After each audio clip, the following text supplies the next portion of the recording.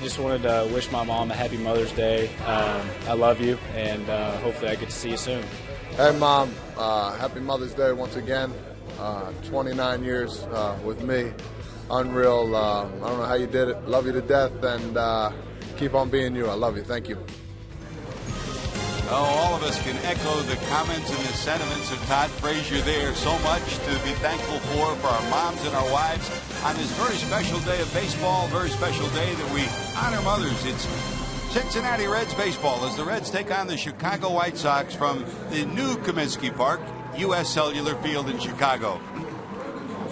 Hi, hello, and welcome to Chicago, everyone. Along with the crappy left hander Chris Welch, I'm George Grand. Yep, happy Mom's Day to our wives, our moms, and everyone out there. Chris, on this day, a lot to say thank you for. Well, you're right about that, George. My mom is no longer with us, but I think of her often and, remember all the great things she did for me along the way. We all have memories like that, and it's a great day to take some thought aside. And if you haven't given your mom a call yet, pick up the phone right after the ball game and give her a call and maybe celebrate a Reds win with her. Say a prayer to your moms that aren't with you today, and say a happy Mother's Day to our moms, my wife Joanne, my mother-in-law, and my mom Mary, who is always in my prayers and in my thoughts. On this day, for Michael Lorenzen, his mom's in his thoughts as well, and Chris, he's been a very special player for the Reds. Well, he has. His mom came and watched his first start when it was at home against the Brewers, and he availed himself very well. He's a special kid because he's got mound presence to go along with a big arm, and that's a combination you look for when you're going to spend a lot of money on a top-round draft pick. A young man that was a two-way player in college.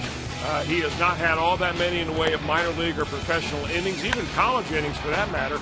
But what he did against the Pirates on Tuesday, very impressive. 6 innings. He really took control of that ball game, and he used all of his pitches, and I think that's important going forward for him not to be easily guessed upon by just being a two-pitch pitcher. He'll face a veteran today, John Danks, 30 years old.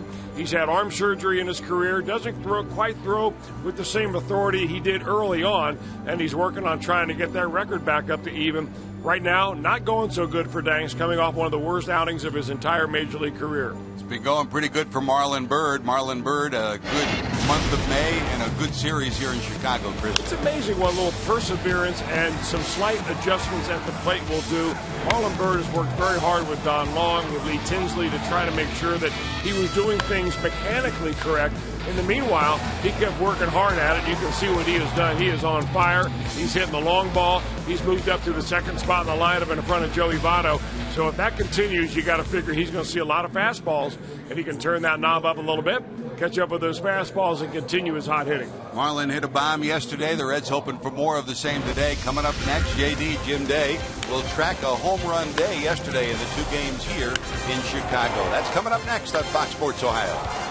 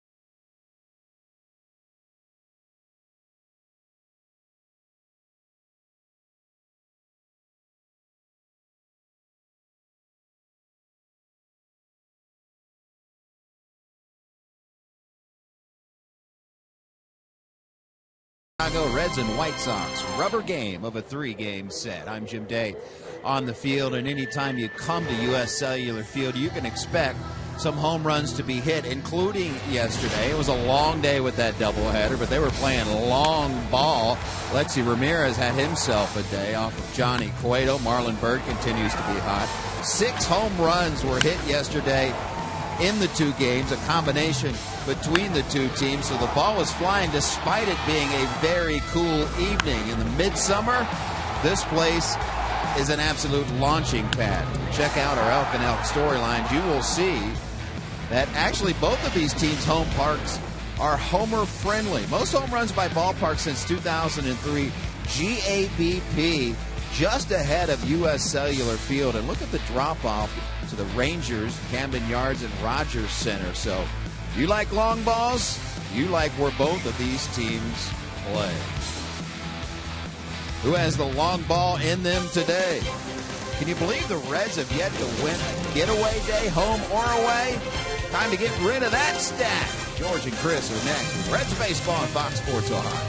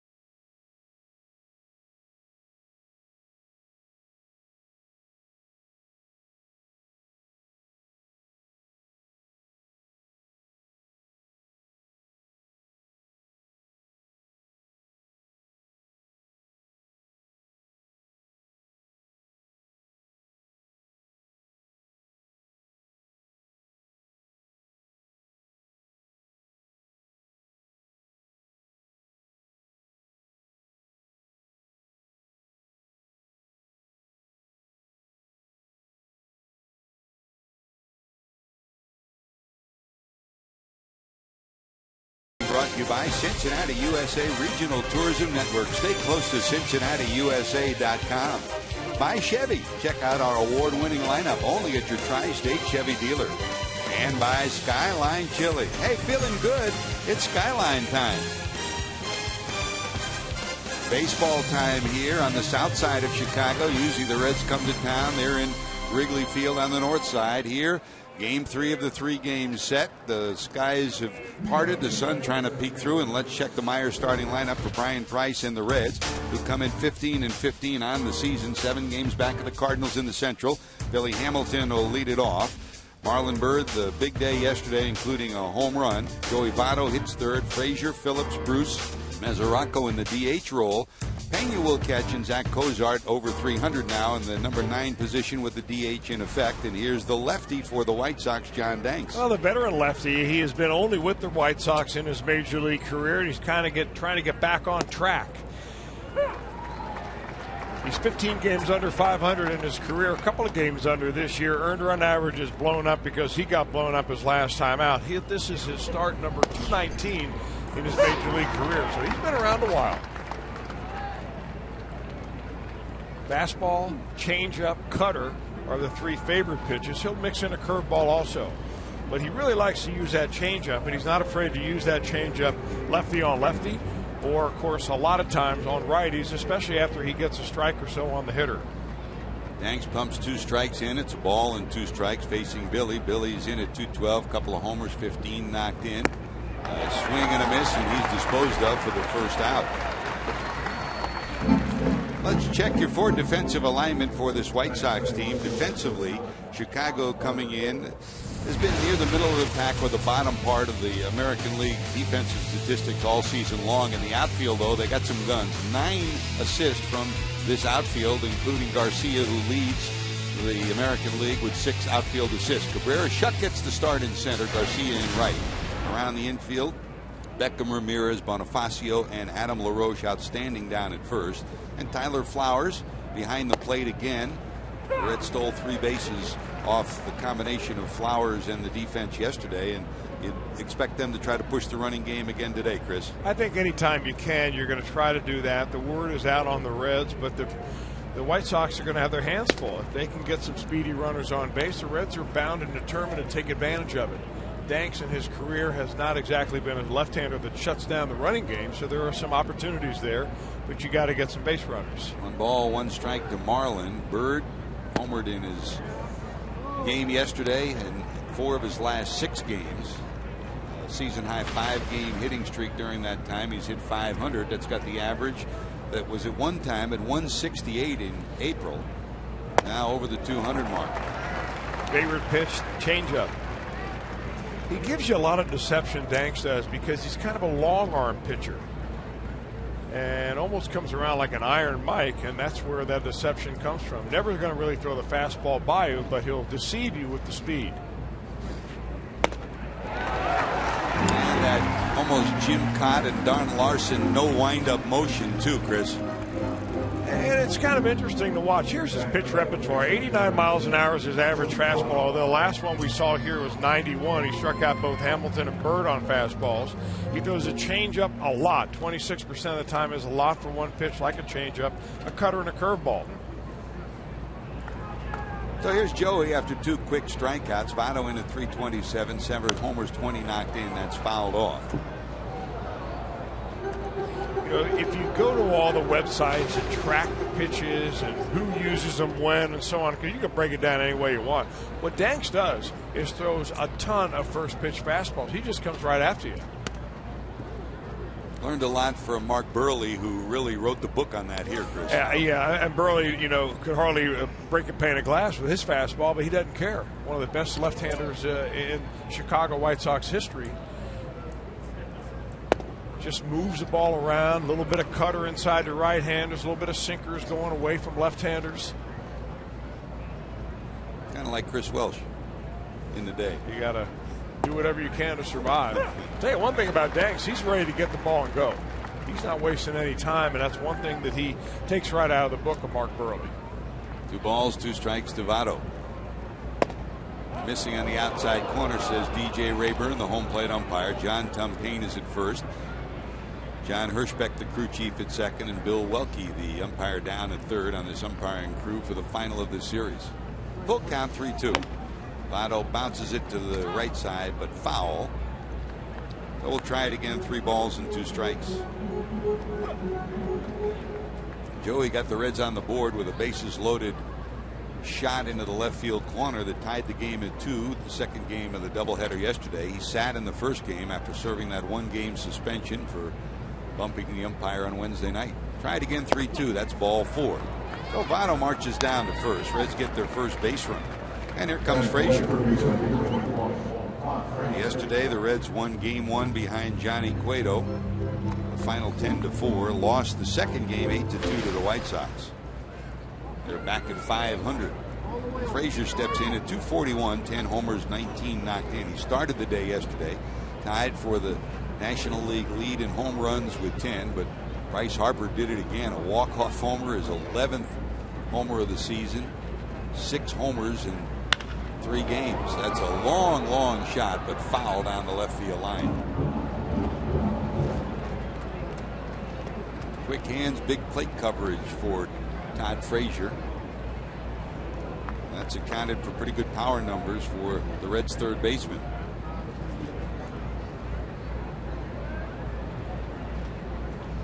National League third baseman. He's near the top in almost every offensive category. That misses down and in. Now, the other thing about Dangsha that you notice right away, Chris, you talked a lot about it. Many pitchers will use either the first base or third base side. He's like a throwback right in the middle of the rubber. Well, yeah, he is. I know that Don Cooper really does like his pitchers to go to one side or the other extreme.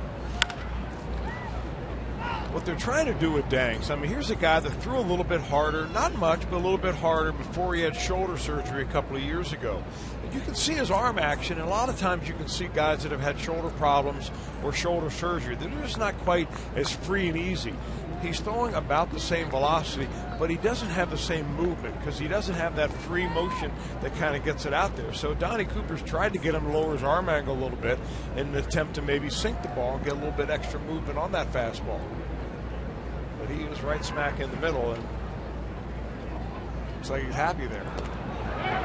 Votto, who was picked off once already this year, was leaning that time, but just did get back. You know, they don't run in the American League quite as much as the National League. Last year, Danks, though, gave up 12 stolen bases, and they had 3 caught stealing. From the stretch is Danks. That's pop foul. And you know the story of the Reds. They lead the National League with 37 stolen bases. They've been caught only twice. Billy Hamilton once, and what was first ruled a pickoff for Votto ended up being labeled as a caught stealing. That's only the second caught stealing for the Reds all year. On the other hand, the White Sox have stolen only 5 and been caught 10 times. High in the air, center field, going back, looking up his shuck at the wall. It is caught at the wall. Right under the sign that says the catch, the Dwayne Wise catch that saved Burley's no-no. He hauls that in. Still scoreless, going to the bottom of 1.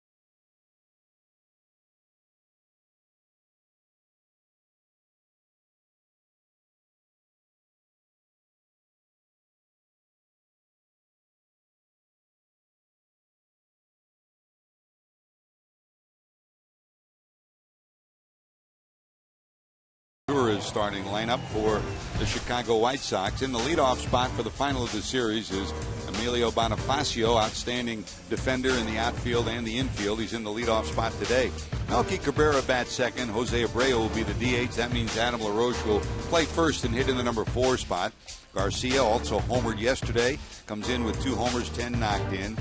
Alexei Ramirez had 2 homers yesterday. Beckham had a homer. Flowers and Shuck, that's 1 through 9. And here's Michael Lorenzen. Well, for back-to-back games, the fans who've come out here to watch the Reds and the White Sox, they're getting treated to, you know, 2 of the best young pitching prospects in the game. Last night we saw Carlos Rodon, and today we see Michael Lorenzen.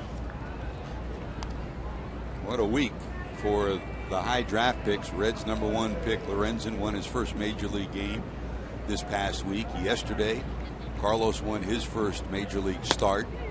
And at the same time, Chris Bryant, the number 1 pick of the Cubs last year, hit his first major league home run yesterday. So, well, you know, the last night the Reds really let Rodon off the hook in the first inning when he walked the first 2 batters.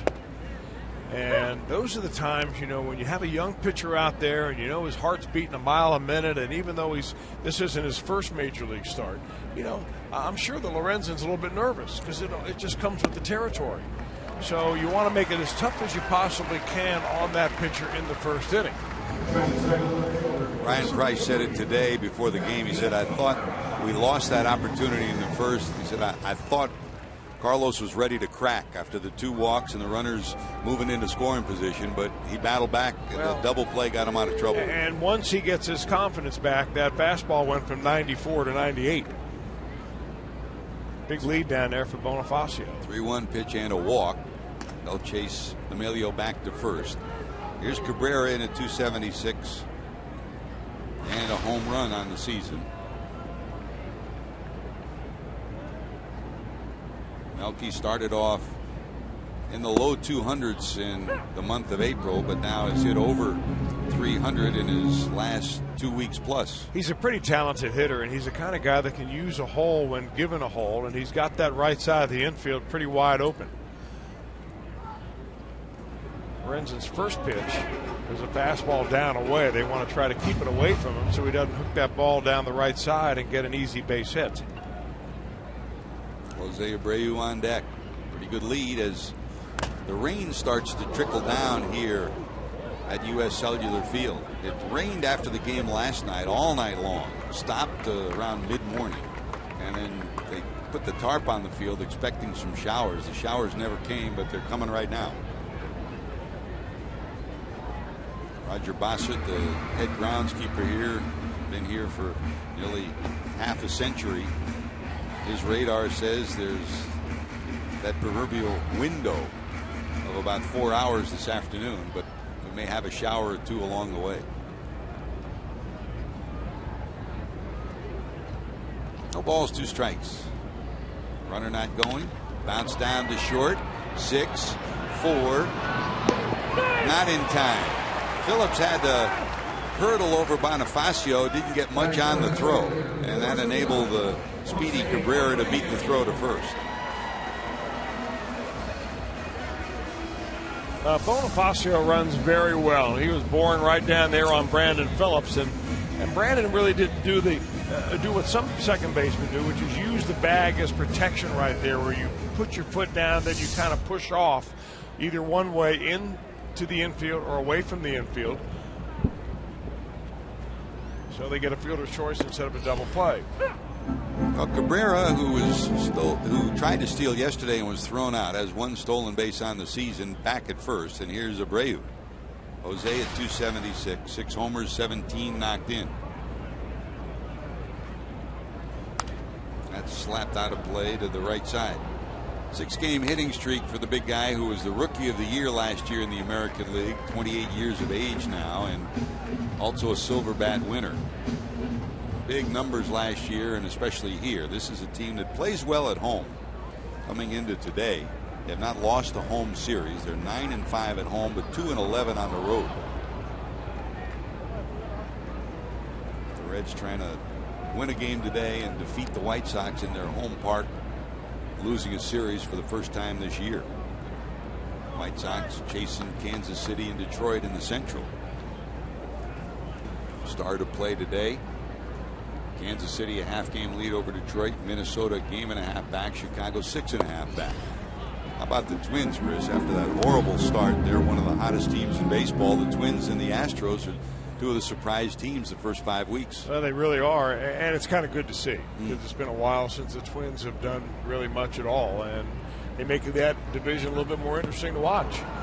And the dirt waved at by Abreu for strikeout number 1 for Lorenzen, and out number 2. That'll bring up Adam LaRoche. Check your Ford defensive alignment for Cincinnati. The Reds, the best team in baseball last year defensively, come in today 4th in the National League with Bird, Hamilton, Bruce around the outfield, Frazier, Cozart, Phillips, and Votto around the infield, and Pena back behind the plate for Lorenzen.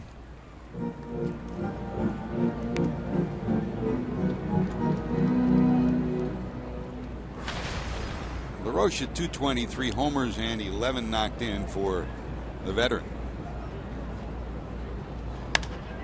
Down the left field line, foul and out of play. Well, you know, he kind of gives you an idea when he stands in the batter's box exactly what he's looking for. I mean, I've convinced after watching him for years, this guy simply goes up there at least until he gets 2 outs, and he's hunting a low fastball. Got a wide open stance. He's waiting for you to leave it kind of middle in or middle down, and that's why they're trying to pitch him away. Good pitch there. And he's not the kind of hitter, now that he's a veteran, to give himself up on a pitch that's not his not his pitch to hit.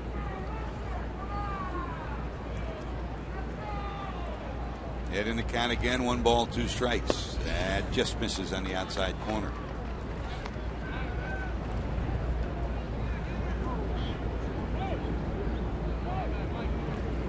When he's been in the lineup as a first baseman, which he much prefers, he's 7 for 14 this year. That's at .500. As a designated hitter, his number's significantly below that. He's hitting under 200. Add it all up, and he's at 220. Full count, 3-2.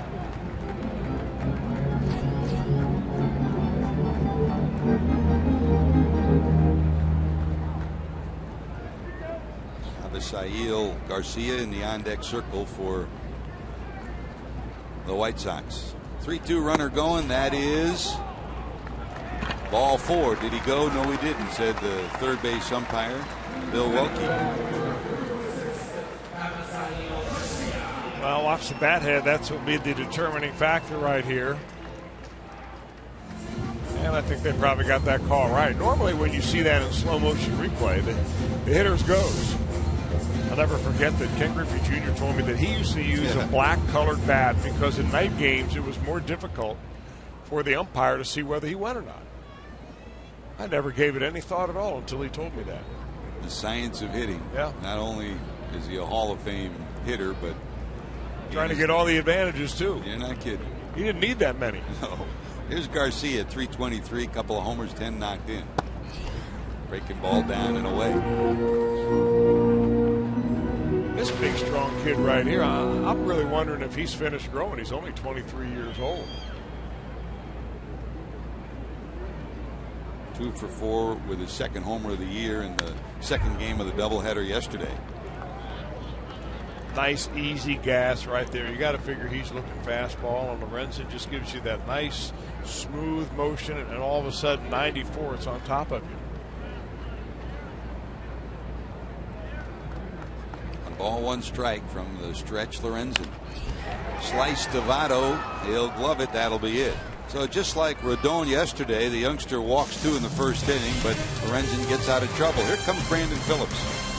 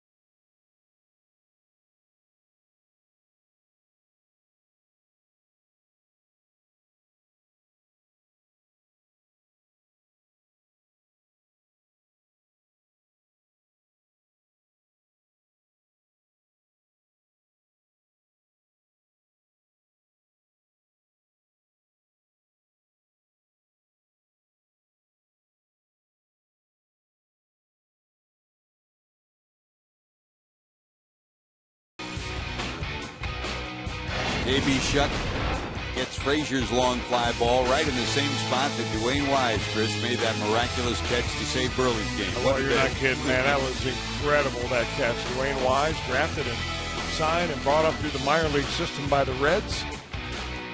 Maybe his most famous moment was as a White Sox. July 2009. A catch, a juggle, and a catch. Days to remember in White Sox history. Here's Brandon Phillips at an even 300, a homer and 3 knocked in. This is a White Sox franchise that over the years has so many great moments, like the Cincinnati Reds in the National League. I mean, their last World Series, of course, was 2005, swing and a miss by Brandon, 1 ball, 1 strike. But over the years, the very first All-Star game was played here. This is the 10th year anniversary of that 2005 World Championship, defeating the Astros in 4 straight games. Down to third. Gordon Beckham got it, and there's 1 away. 59, the Go-Go Sox, Louis Aparicio, Nellie Fox. Fox, of course, most valuable player that year. His number immortalized here, one of the retired numbers in this great franchise. And, of course, the Reds and the White Sox tied to the 1919 scandal, the Black Sox scandal. You know, I tweeted out something about that Black Sox scandal today, George. There's the hallway right outside of our broadcast booth is filled with the team pictures of every year of White Sox history. And of course, one of the prominent ones is the 1919 Black Sox. 8 of those players were, of course, banished for life by the commissioner, Judge Kennesaw Mountain Landis. But he did that one day after a jury here in Chicago acquitted 8 players and 5 gamblers that were indicted on gambling charges. So the legal system acquitted the players, and then the next day, Judge Kennesaw Mountain Landis, who was the first ever commissioner of baseball, really brought in for the purpose of cleaning up the game, banned those players for life. And nobody could say anything about it. 1 ball, 2 strikes from Bruce. That's low and away. And that linked today to the Pete Rose situation. Those that were with John Dowd when he did the Rose investigation, they still harken back to Judge Landis and the effect of gambling on the game. That's fly down the left field line and out of play. Well, there's a theory that Judge Landis decided to make the example out of the White Sox because he wanted to let everybody know that baseball only had a one-time gambling problem, and it was the Black Sox. When in reality, there was more gambling pervasive in baseball. In fact, there were some players that may be the greatest players in the game that were linked to it, and he never decided to investigate those. 2-2 to Bruce, down and away. So the more it seems to be uncovered, of course, we're, more than almost 100 years away from it. People are still writing about it and bringing it up because it does have bearing on Pete Rose. 3-2, ripped but foul. And hopefully, before all is said and done, Pete's story is still, the final chapter still to be written. He has appealed to new Commissioner Rob Manfred. The Commissioner, after talking with Bob Castellini, has allowed him to be part of the All-Star festivities in Cincinnati, and it'll probably be a while before his full hearing will take place. Not before the All-Star game. It'll probably take later this year before that comes, and the hope is, hey, 25 years later, he's paid his price. I'm sure there are many in Cincinnati and around the baseball world that would agree. 9th pitch of the at-bat, another 3-2 delivery with 1 out. There's ball 4. Second walk issued by Danks, 1 out, 1 on, and here comes Devin Mesoraco. Both of the walks that Danks have been prolonged counts where he just doesn't seem to have that put-away pitch, although he did strike out the first 2 batters he faced in the ballgame. Danks is signed to a big-time contract. They signed him in 2012 to a 4-year deal and paid him a lot of money through 2016. So they'd like to see him buckle up a little bit, really give him some effort here for being one of the guys in the lower part of the rotation. Right now they're looking at him as a number 4 or 5 guy. There's Devin Mesoraco getting a chance to DH here, and still bothered by the hip impingement. And while the Reds play their interleague games, he will get a chance to DH, and they're playing it day by day to see how he feels after each day. Still unable to squat down and do his work behind the plate. So far so good physically, but still trying to get on track at 067. And Danks will toss over to first. Boy, it's an injury you don't really see happen very often. Hip impingement. I'm not really sure of the anatomy of the hip, but you just don't hear that many players. I know that A-Rod had hip labrum surgery, so did Troy Tulowitzki, so did Charlie Morton. Of course, none of those are catchers. And therein lies the biggest problem as Mesoraco steps out, looks at Jim Riggleman, who flashes signs down at third. Down in the first base box, Billy Hatcher as usual for the Reds. At some point in time, the Reds will have to evaluate to see if Mesoraco gets back well enough to catch. If not, the disabled list might be a factor. There's a big swing to left. Back to the edge of the warning track is Shuck, and he'll haul this in. So the Reds just missed two big flies in the first two innings. One from Frazier, and this one to the warning track and left from Mesoraco. Here comes Brian Pena, and our T-Mobile game changer of the day. Brian, in his last 14 games, while Mesoraco's been sitting and he's been to the point of having to catch a lot. Pretty good numbers: 372, 3 doubles, 3 runs batted in, and been on base 13 of 14 games. Guy's just a ball player, isn't he? Yep. I mean, he just loves to get out there and get after it. Bruce still anchored down at first.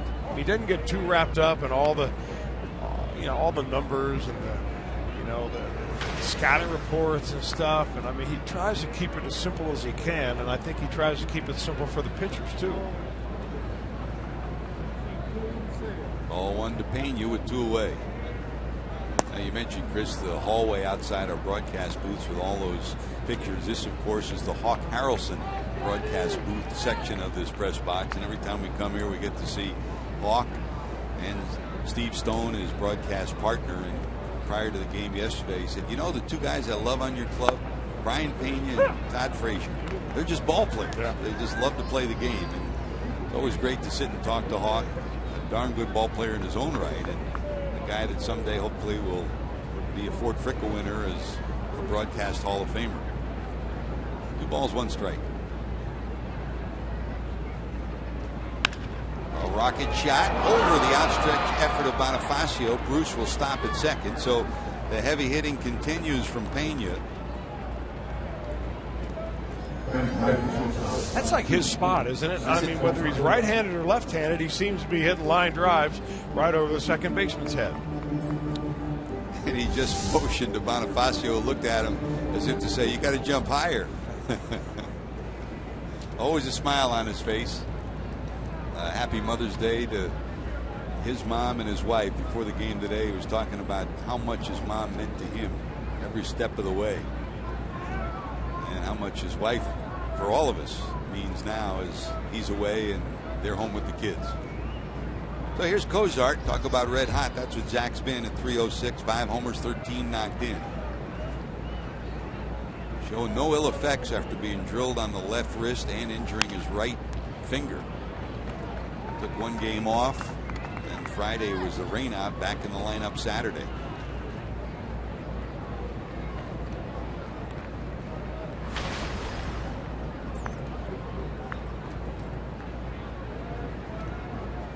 The big bat on this day where we honor moms and we fight cancer. Popped up infield. Bonifacio, short center field's got it, and the Reds will strand 2. They've stranded 3 through the first 2. Going to the bottom of 2, Ramirez will lead it off.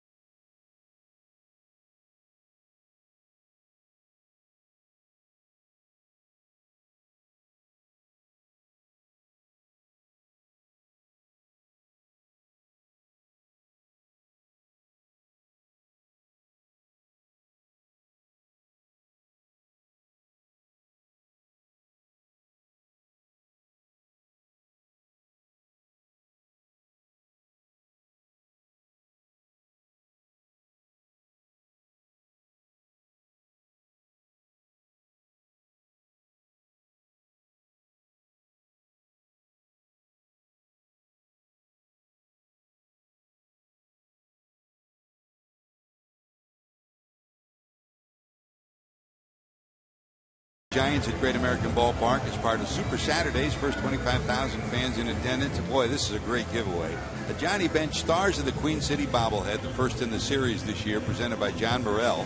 For tickets, call 513-381-REDS. Visit select Kroger locations or reds.com/tickets. Homestand coming up, and with the new schedule these days, the Reds only play teams out of their division twice, and here's a pop-up into center. Alexei Ramirez retired by Billy Hamilton. There's one away. Now the Reds, after seeing the Braves on this last road trip, the Braves will come to town Monday, Tuesday, Wednesday. Mike Leake against Shelby Miller. Anthony DeSclafani will go in game 2. And still undecided for game 3. And the Giants come to town for the weekend series. Now, Chris, you talk about the roller coaster of a year, and here in Chicago they're upset because the Cubs are doing well, and the White Sox here have struggled, 11-16 coming in. And I tell people all the time, when we left San Francisco last year in July, you and I went in to see Bruce Bochy, and he was about ready to jump off the Golden Gate Bridge. The Reds swept them in 4 games. They were on the way down like a sinking ship, and he said, well, you guys will probably be in the postseason. I don't know where we're going to be. And then what happened in the second half? They found a way to bring it together, and they ended up being world champions. So a long way to go. It's a marathon. No balls, 2 strikes, sliced to the right side by Gordon Beckham.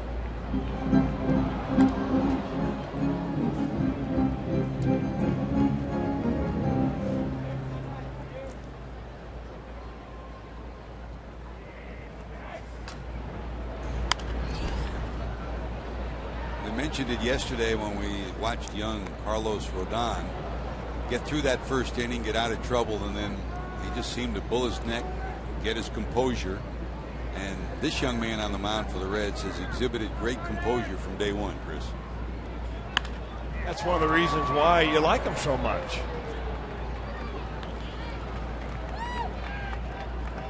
I really encourage anybody who's able to do that to come down to spring training, but not just go to the Major League exhibition games. Go on back there to the backfields and watch what the minor league games are all about.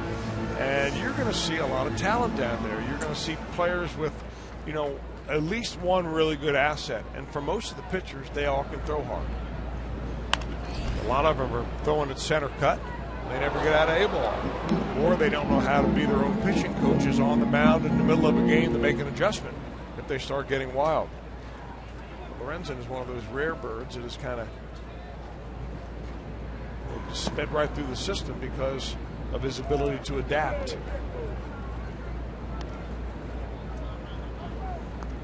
And after walking 2 in the first, he's now thrown 10 straight strikes for that ball. Down the line, but it's a fair ball over the bag. Frazier shaking his head saying no. But the third base umpire, Welke, said yes. Frazier's talking to the home plate umpire saying that's foul. And out will come Brian Price.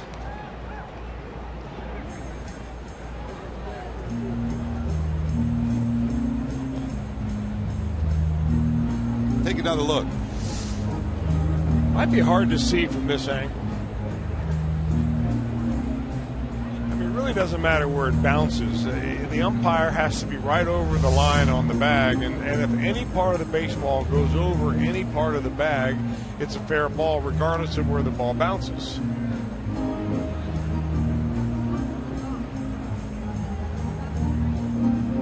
So it goes down as a 2-base hit for Tyler Flowers. Take a look down the line, see if we can get a better view.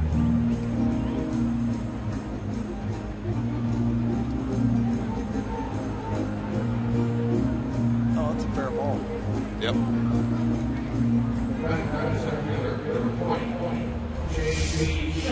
And it will go as that. So the first hit for the White Sox, the 2-base hit by Flowers, that'll bring up the number 9 hitter, J.B. Shuck. Down and away for a ball. Shuck, a former Ohio State Buckeye. Yes, sirree. At the Gallion High School, he was a pitcher and an outfielder for the Buckeyes. Back when he was a freshman, he was one of the brightest pitching prospects they had.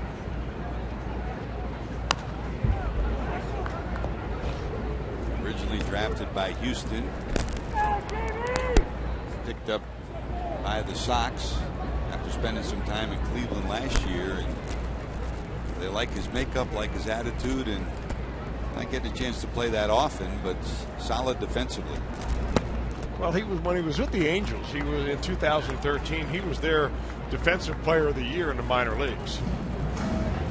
And he went over to Cleveland, and then that's when they put him out on the waiver wire, and the White Sox jumped on him. 2 balls, 1 strike in the dirt, and it's 3-1.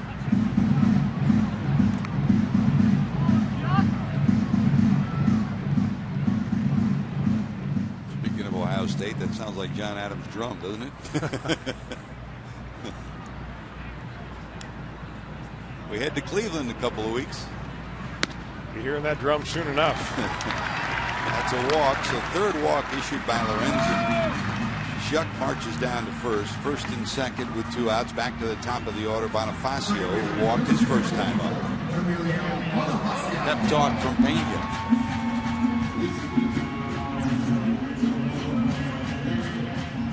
Well, both of the walks have been to left-handed hitters, and they've both been from missing down and away. It's almost like Lorenzen does not want to make a mistake over the middle of the plate, and he'd rather miss off the plate.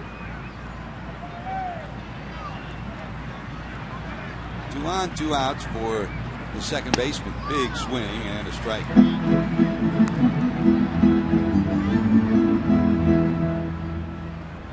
Adam Eaton is the leadoff hitter on this club, and the White Sox and Robin Ventura hope that he'll have the same kind of offensive year he had last year. When he struggles, Bonifacio is the guy you turn to first, because he's shown over the years that he can be very effective in the leadoff spot.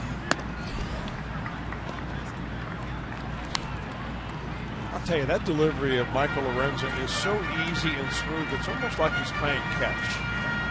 There was a time there when Homer Bailey was really pitching at his peak and looked the same way. But it was just like ball just coming out of his hand, just 94, 95, and it doesn't look like he puts any effort into it. Some guys rear back and they're grunting and they're groaning and they're making noise and doing everything they possibly can, and that's just nice and smooth.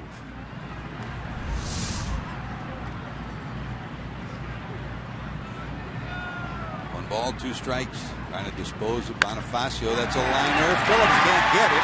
It'll drop into right. Rounding third. Coming to the plate will be Flowers. He'll score, and it's 1st and 3rd.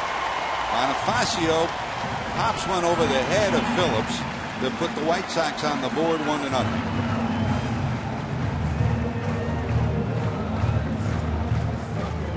Yeah, all of it's happened with 2 outs. The inning started very innocently with a couple of basic fly balls to center field. Bonifacio goes right down there to golf that one.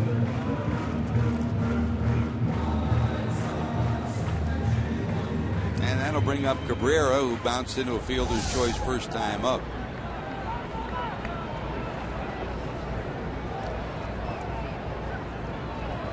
Bonifacio might be on the move here with Cabrera at the plate, 1st and 3rd. Short lead going nowhere. Down the left field line, curving towards the corner. It'll go foul. Well, this is the time, if you're Michael Lorenzen, you're having a little talk to yourself on the mound, saying, all right, you give up a run, no big deal right here. There are 2 out.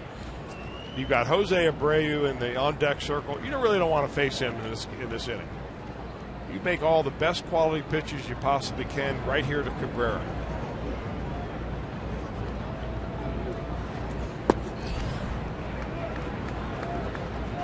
Well, that RBI by Bonifacio was only the 2nd run batted in from the White Sox leadoff spot all year long.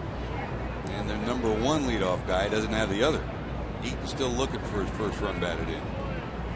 There goes Bonifacio, line to the left. Here comes Bird, got it. Well, that saved 1, maybe 2 runs. But Bonifacio's base hit, plates 1, Reds trail 1-0. Top of the order due up.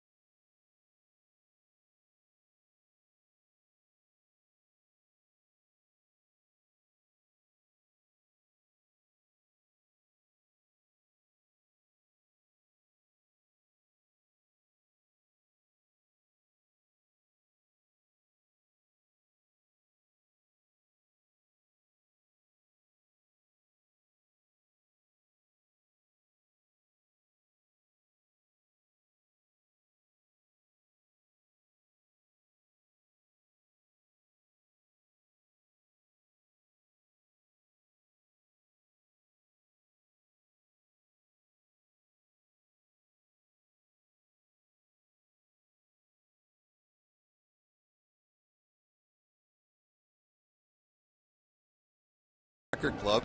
Go to ayso.org/play to find your region. Sign up for your fall team today.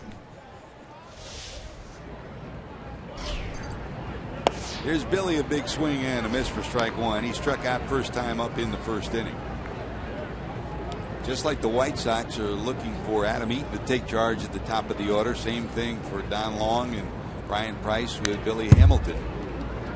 Steps in at 212 with a couple of homers, 15 knocked in. A work in progress for the young center fielder for the Reds.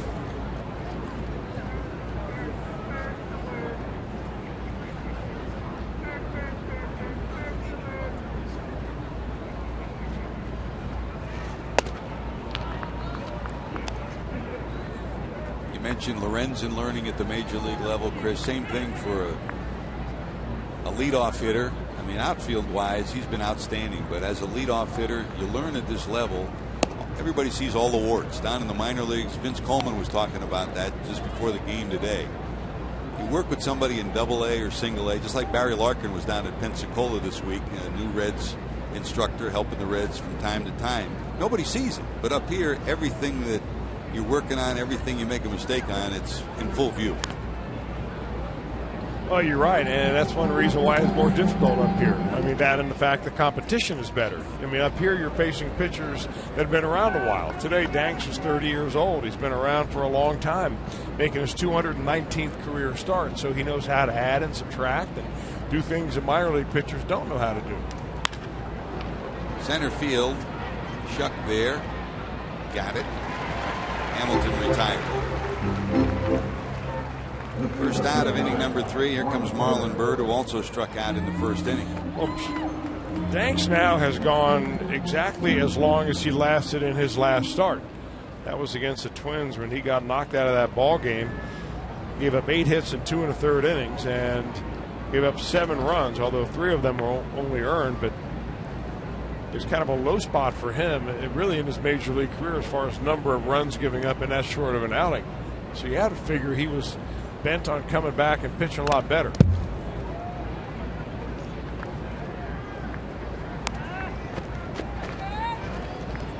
In the storied history of the White Sox, he's 10th on the all-time list in total strikeouts. He's been around that long. 11 wins last year and 32 starts. Well, last year was kind of an odd year for him. You know, he's still kind of recovering from shoulder surgery, but he pitched nearly 200 innings, and that's pretty good for a number 5 starter. But he walked 74 batters. That was the 3rd most bases on balls given up by anybody in the American League. This year he's cut that back down because he was never a guy that had control problems prior to last year.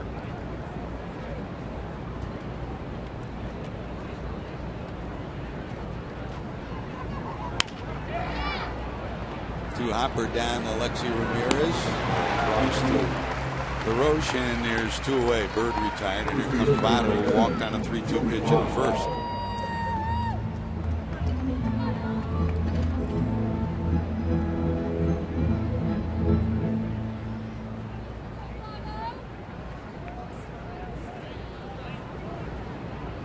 Crowd of 28,000 yesterday. Looks like it'll be a little bigger crowd as they continue to file in here for the final game of the series. White Sox, when they've been good, have been good at home. They've struggled big time on the road, but like the Reds, they've had a couple of long road trips, and they've had that bizarre road trip where they went to Baltimore and had 2 games canceled after everything that transpired there. They've had rainouts, they've had brawls. It's been an unsettling first month. On the corner for a strike, 1-2.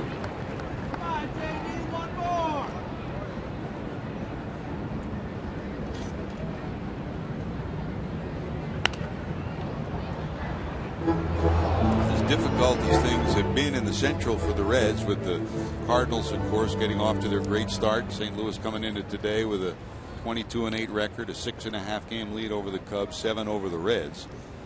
With those 22 straight against the Central and the 2 10-game road trips, to be at 500 that's an accomplishment for this club. If they can get things right. Danks was halfway to the dugout thinking that was strike 3. Yeah, not easy to get called strike 3 on Joey Votto, but he thought he had it there on the inside corner. 2-2. Down and in. It's about where we were last at bat when Joey Votto eventually worked a 7-pitch walk.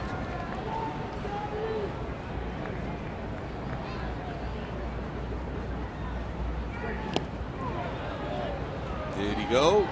Fouled off Foul and held tip. on to by Flowers, so Votto's retired. Votto thought it hit the dirt. Flowers got it cleanly. He's retired, and the Reds go 1-2-3. To the bottom of 3, Abreu will lead it off.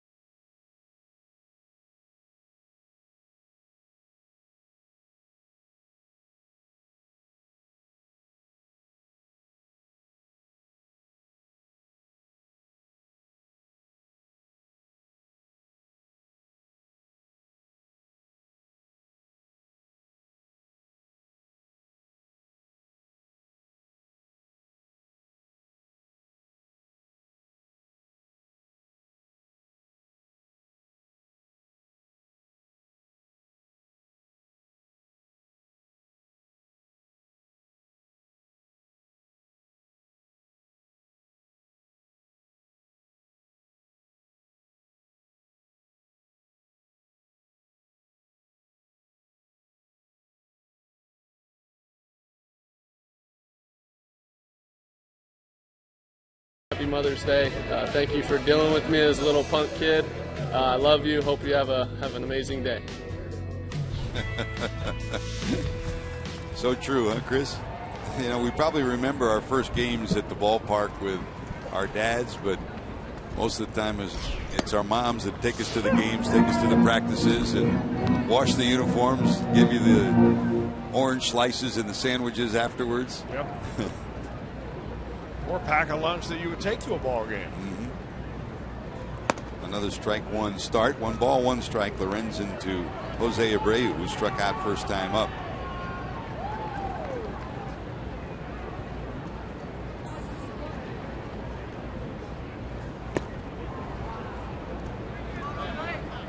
Just like the Reds got a first look at Carlos Rodon yesterday, the White Sox don't have much video to take a look at Lorenzen for this first time too, and you can see some of the swings that tell that story.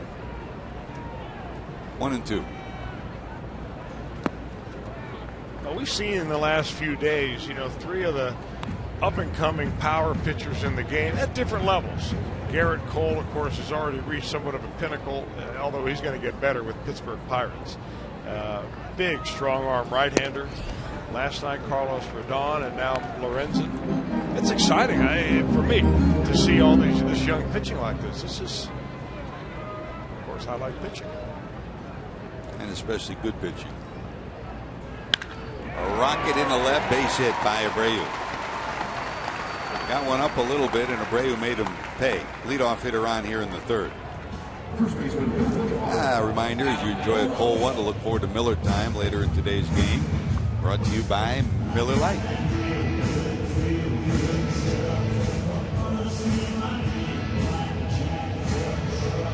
Here's LaRoche, who walked on a 3-2 pitch first time up.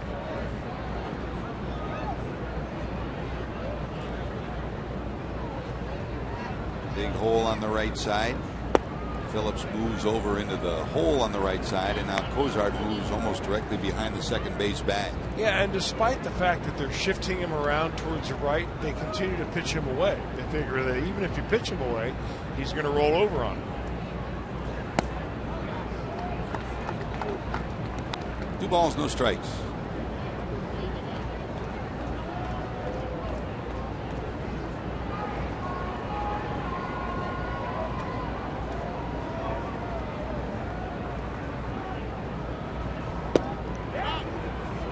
That's a strike, 2-1.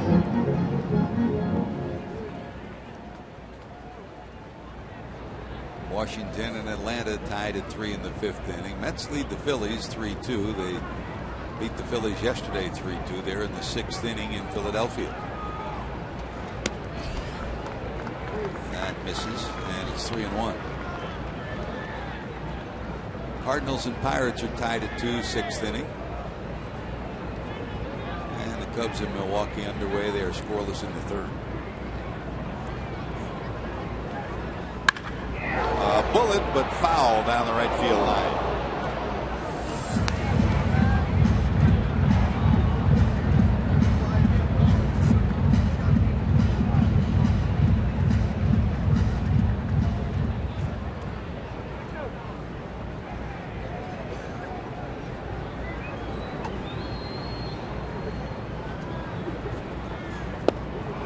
Takes a little off out in front, LaRoche, and that takes care of him on a 3-2 pitch. That's the 5th time in these first 3 innings that Lorenzen's gone to a 3-ball count.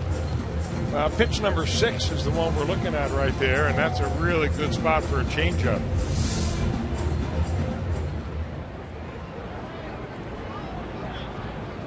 Second strikeout for Michael. 1 out, 1 on, and here's Garcia, who popped to the first baseman first time up. Daryl Boston, the Cincinnati product, in the first base coach's box. That's going to drop in front of Bruce. A base hit for Garcia. 1 for 2 is Garcia. There's 2 on with 1 out, and here comes Ramirez. DB. And down in the third base box, Super Joe McEwing in the box for Robin Ventura. Avisail Garcia had a home run last night. That was pretty much what chased Jason Marquis. Also had a double against Johnny Cueto. And for the 2nd inning in a row, they're trying to get something going here off of Lorenzen. Ramirez flied to center first time up. Had his first 2 homers of the season yesterday. 1 in game 1, 1 in game 2. The more you watch baseball, George, at least me, the more I'm convinced that good hitting is dependent upon waiting for a pitch that you can handle. And some teams are better at it than others. The Cardinals, for instance, are a team that seem to wait you out a little bit more, especially with a guy like Matt Carpenter. We love those teams that are up there swinging first pitch on those ones on the corners. That's going back deep to left at the warning track. Bird has room and hauls it in. Tagging at second, but holding is Abreu. It kicks away, but catching up and covering third is Lorenzen. Good job by Lorenzen to cover the bag as it kicked away from Cozart and from Frazier. Ramirez just missed his 3rd homer in 2 days. Got it off the end of the bat a little bit. You know, it's still cool here. Temperature probably, maybe in the high 50s right now, low 60s. I don't know, but it just seems like the ball still carries even though it's cool. I'm just wondering what it's like when you have one of those really hot Chicago weeks and the wind begins to blow a little bit. I bet they just pop out of here like ping pong balls. Now, this stadium configured a little differently than the old stadium. And in the cold weather, that old stadium, the wind would just blow right through it. And as we've talked a lot about over the years, this stadium and the Reds' Great American Ballpark are the 2 most prolific home run producing ballparks in all of baseball since the Red Stadium was built. Over 2,500 home runs at both parks in the last 12 years. 1 ball, 1 strike. That's remarkable, really, for the Red Stadium to be second, given that 1 every 9 hitters is the pitcher.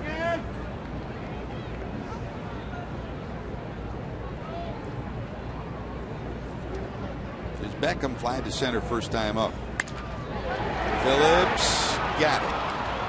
off the end of the bat, almost snuck it in, but Brandon there to make the catch. So a couple of hits, but no harm. Reds go back to work. Phillips up second.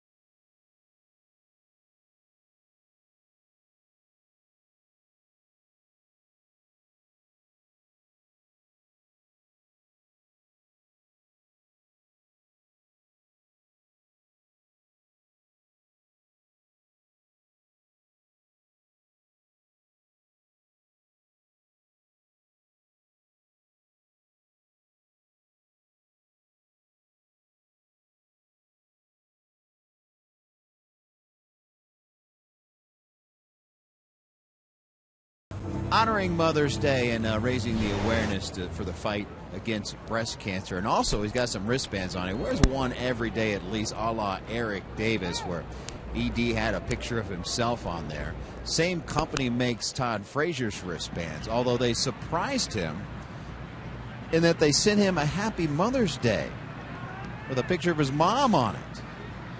How about that? Very, very cool. And by the way, guys, the apparel companies have outdone themselves. I'm not sure I've seen so much pink on the field before, particularly the spikes. A bunch of different pink spikes on the field today. You know, JD, when this first started, and Chris and I remember, I mean, all you got, I mean, there's a big swing by Frazier, popped up left side, Ramirez under it. I mean, you basically had the wristbands, and that was it. But you walk through both clubhouses today, and it's like an apparel shop. Isn't it amazing?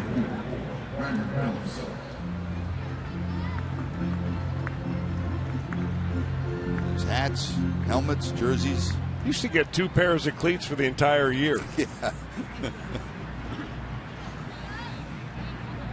One hat, right? Those are fancy. It's like you wore to the park yesterday. Yeah, but mine had heels. High heels. I remember the great story Don Drysdale told about the days when you only got one baseball hat. And in his case, back then, you policed the game by yourself on the field. And when the Dodgers and Giants would get together and, you know, Marichal would hit Roseboro, then Drysdale on the inside of the bill of his cap would put Marichal's name down. And sooner or later, he'd hit him. Whenever. When it was right for him. If it was a 1-0 ball game, he's not going to do it then. But it might be 2 starts later, 3 starts later.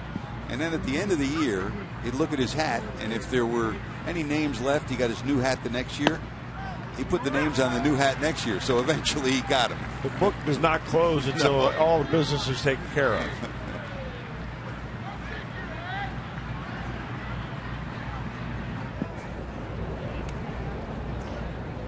1 ball, 2 strikes to Brandon Phillips. That's Ramirez, got a glove on it. Here comes the throw. Kidding. What a play by Alexei Ramirez. I think they're going to ask for a replay of that one, because with the way that Adam LaRoche acted and tried to put a tag on the runner as he went by, I got to think that LaRoche doesn't even think that he either tagged the runner or the bag. Rob Coughlin dialing it up underneath the Reds dugout right now to take a look. But look at the play by Ramirez.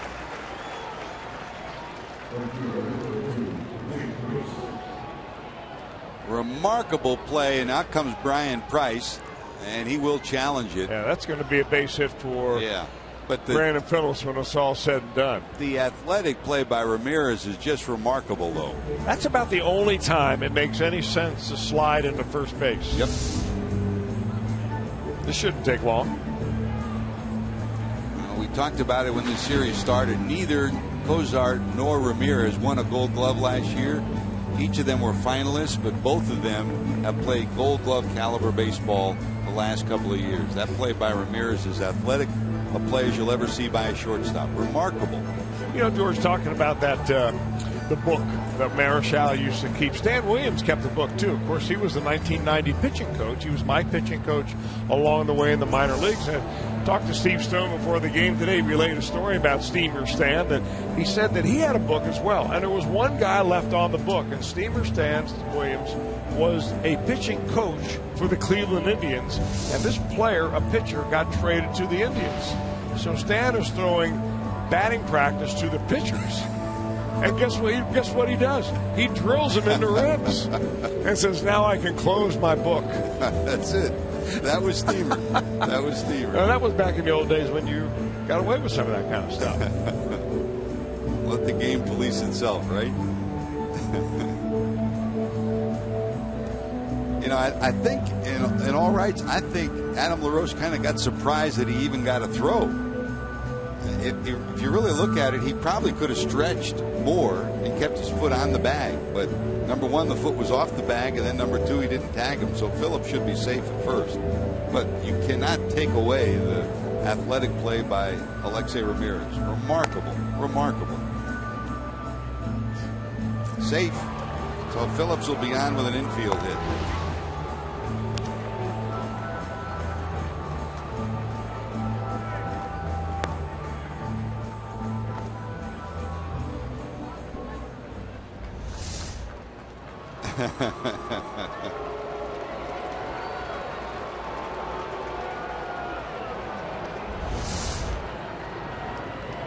That's for you today, Mom.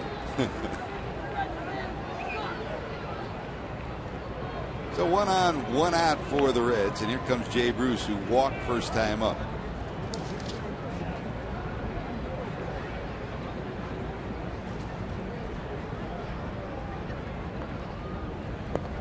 Kicks away all the way to the backstop, and Phillips will go to second. Well, we have seen just a handful of balls getting by White Sox catchers this whole 3-game series. I'm talking about pass balls game after game. This is a wild pitch. It's about as wild as it gets right there when it hits in front of the plate.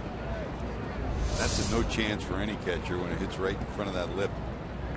So Phillips scoring position with 1 out, and here's Jay. Ball 1 to him. Popped up left side. Is there room? Yes, there will be for Beckham. He's got it, and Phillips will have to stay at second. 2 away. Jay just really pulling off the ball.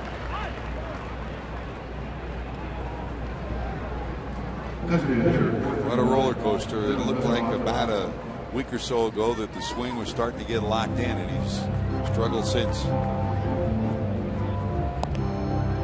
There's Mesoraco, hit one to the warning track in left center field first time up. Still looking for his first home run and first run batted into the season.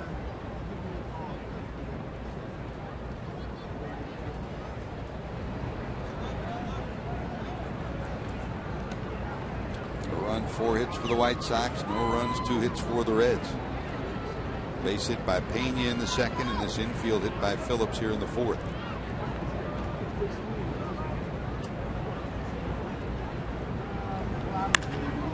Hit pretty good center field. Back is shut. Warning track. Wall. It's going to be off the top of the wall. That'll get a run home. Here comes Mesoraco around second, going to third, and he'll be in with a 3-base hit.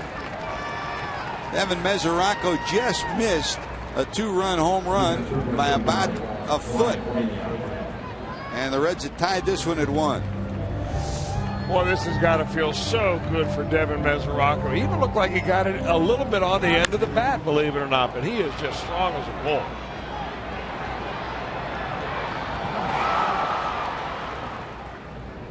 Well, his 3-base hit for Mesoraco, the first of his career, and for Devin, it also gives the Reds a run that ties this one at 1. And he looked pretty good running the bases. You know, it didn't look like he had missed a stride at all. It's a very peculiar injury. Well, the only time it hurts is when you squat down in a catcher's position. Nice catch.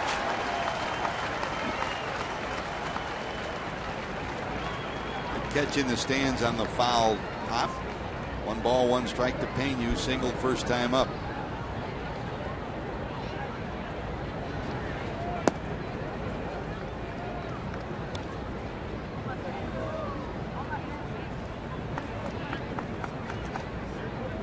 Two and 1.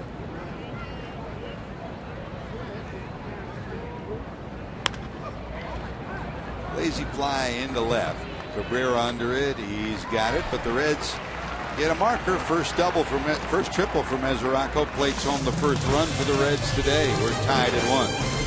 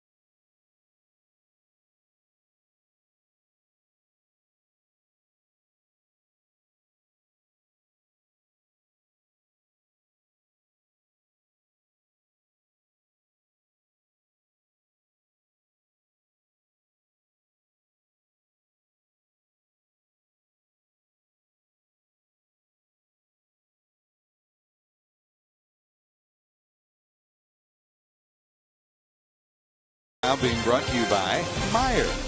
By your local Ford dealer. Ford, go further. And by Cincinnati Children's, ranking 3rd in the country on United States Neurals and World Report's best children's hospital. U.S. Cellular Field, right across the street from old Comiskey Park, the new Comiskey Park, the home of the Chicago White Sox. Built in 1991. It's been renovated a couple of times since. Lorenzen now back in a 1-1 ball game. Here's Tyler Flowers in the second. Flowers doubled with 2 outs.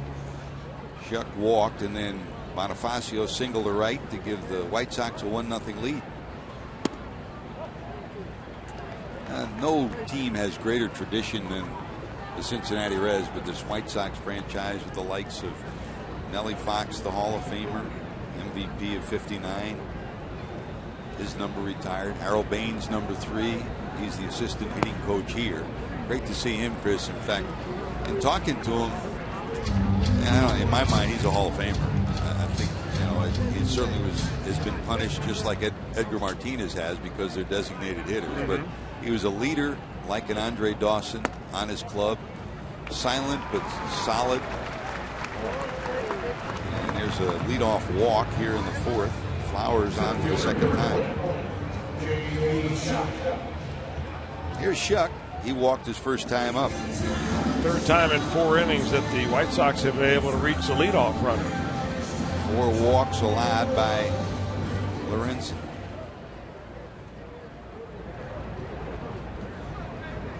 Middle of the infield double play depth for the Reds. With Shuck good speed at the plate.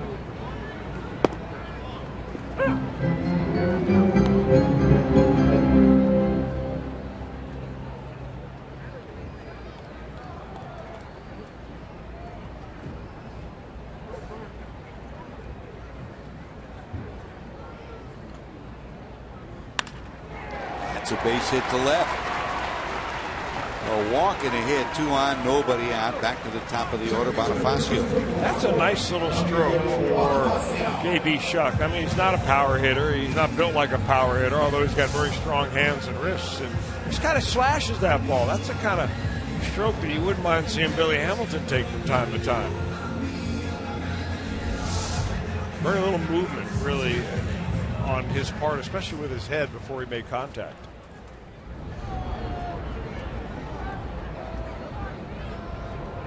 Flowers off second, Chuck off first. There's Bonifacio, walk first time up, then singled in a run. Good bunter, and he shows bunt there. Well, it would be interesting if they would actually bunt, because they've only had 2 sacrifices as a team this entire season. Of course, if he's going to bunt, it's going to be down to third baseline. You got the catcher running at second base. So the Reds are looking for a chance to get that lead runner on a force play.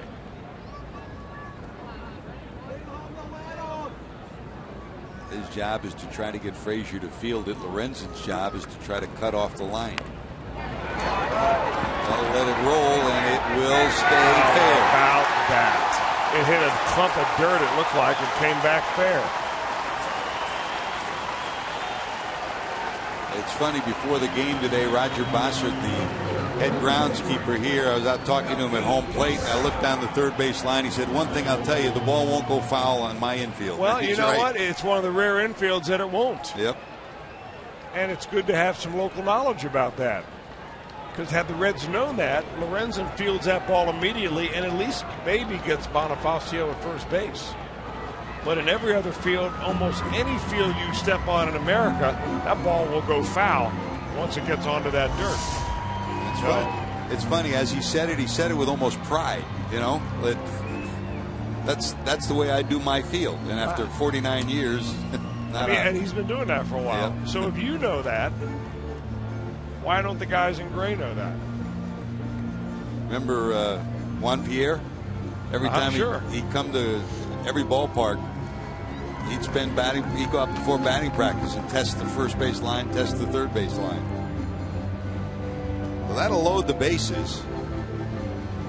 Bonifacio, 2 base hits, a base hit to right, and that infield hit.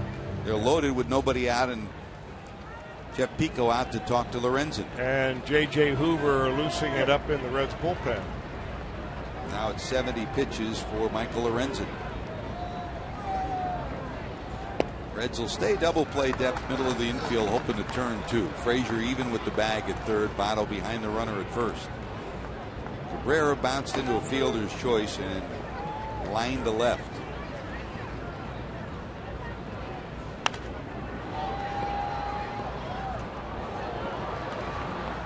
Lorenzen with 2 strikeouts so far today. One of Abreu in the first, another of LaRoche in the third. He could use one right here.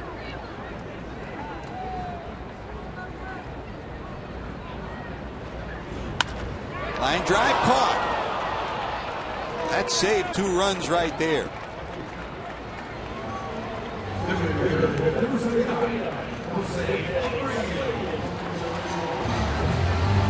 Boy, that ball was hit like a shot, and Frazier makes a nice reaction to that one.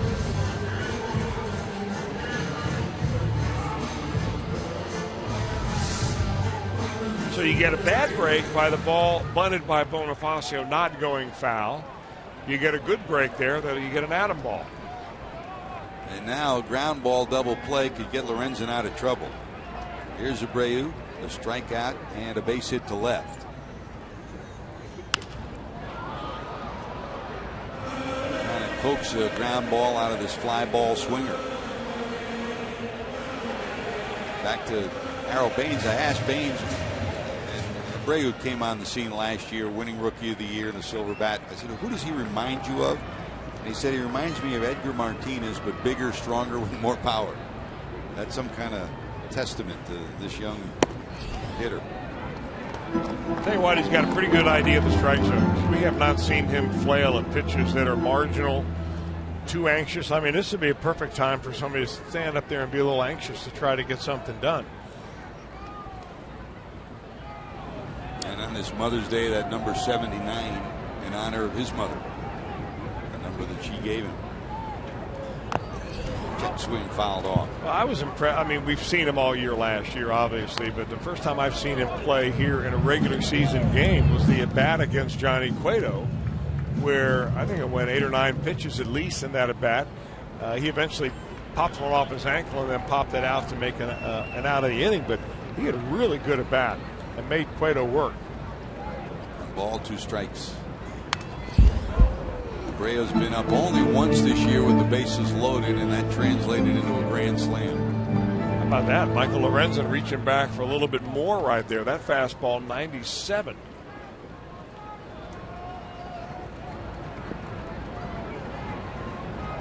Matty hadn't set up for the slider.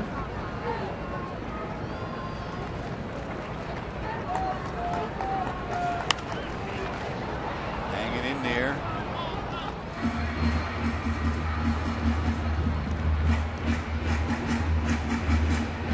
Last year hit 317, 36 homers, over 100 knocked in. A rookie at the age of 28 after 10 years of brilliant baseball in Cuba. 1-2. Votto flags it down. They'll get one to throw to first, and Lorenzen's there. Great play by Votto to start it, and Michael Lorenzen, outstanding athletic move to cover the bag at first, and they get out of the bases loaded situation thanks to this 3-6-1 double play.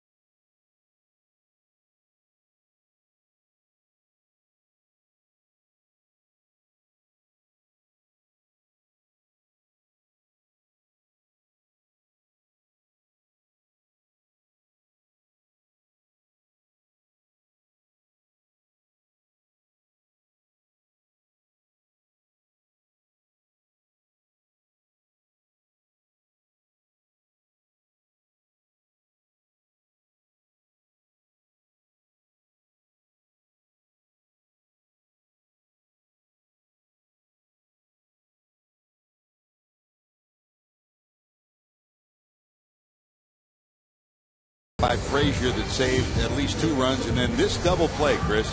I'll tell you what, you talk about rising to the occasion defensively. Joey Votto goes down, sidearm flip, and Michael Lorenzen at the other end completes a 3-6-1 double play. That's a lot harder than it looks, I can tell you right now. That is some serious D. Brilliant double play. And how about Lorenzen, Chris? He's there waiting for the throw. How many pitchers, I mean, great athletic ability. There's a bunt down the second base side. Bonifacio will just put it in his pocket, and Cozart leads it off with a bunt base hit to start the top of 5. That's a momentum swing when you have a defensive play like the Reds just put on the White Sox to end the inning. I mean, they had bases loaded and nobody out. That's just a smart play right there. It doesn't even have to be a great bunt. All you got to do is get it by the pitcher. Danks falls off towards third base, opens up the entire right side of the infield. What Cozart did right there is he bunted the ball while he was in the batter's box rather than trying to run out of the box and bunt at the same time. A leadoff hitter on for the Reds, and here's Billy. Hamilton struck out, flied out. It'd work again right here. Why not do it again? You're right.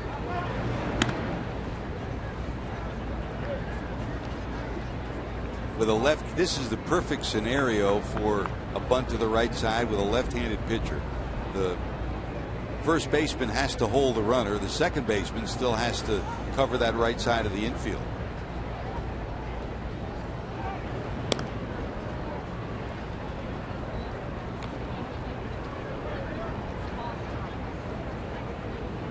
the other side of that is where Bonifacio is. Even if the first baseman LaRoche gets there, there's not going to be anybody at first base to cover the bag to beat Hamilton to the bag.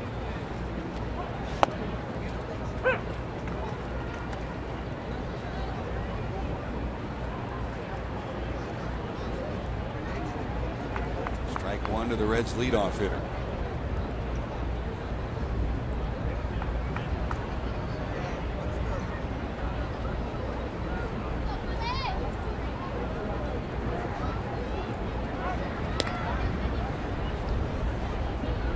Hanks at the 74 pitch count.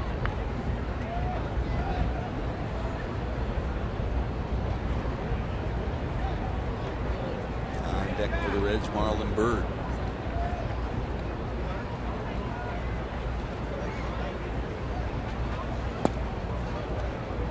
Bunt takes it inside, 1-1.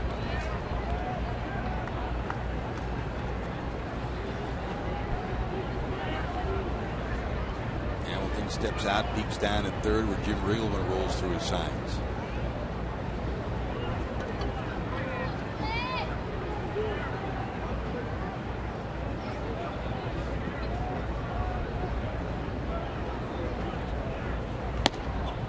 That's wide, 2-1.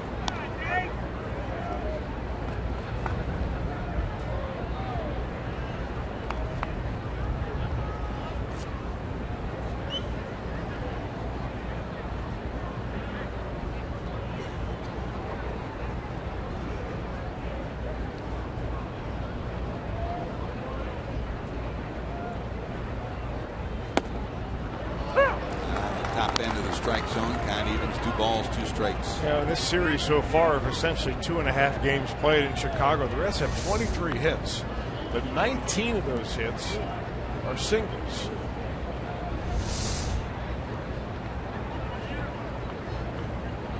Take another single here to set the table.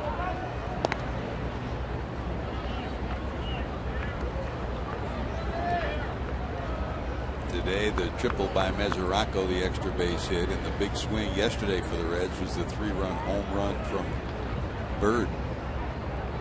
The only run-scoring extra base hits. The only other one was a Schumacher double. Well, that is just a really difficult at bat to accept right there. I don't know whether he had the bunt on in the first pitch that he bunted through or fouled it off. But I mean, that's the second time in 2 at-bats they've really tied Billy Hamilton up by pitching him away and then coming inside to finish him off. 4th strikeout for Danks, so the inability to move the runner over. Even a productive out, get the runner into scoring position. Hamilton can't do it, and here comes Byrd.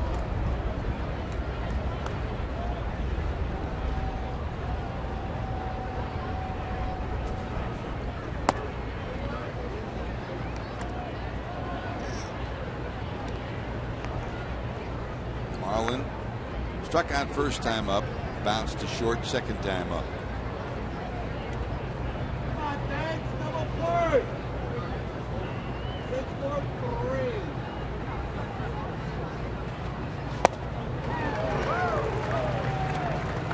Takes a little off. Out in front is Marlin. 1-1. It's about a 10-mile-an-hour difference really between fastball and changeup for Danks. That's a nice separation.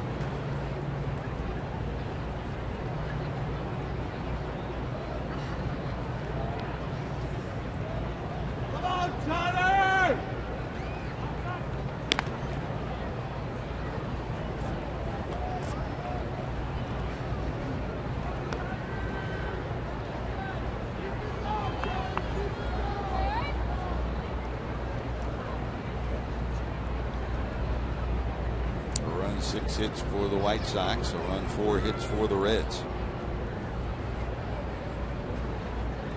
There goes Cozart. Here comes the throw. It will be right on the money, but they don't get the tag down.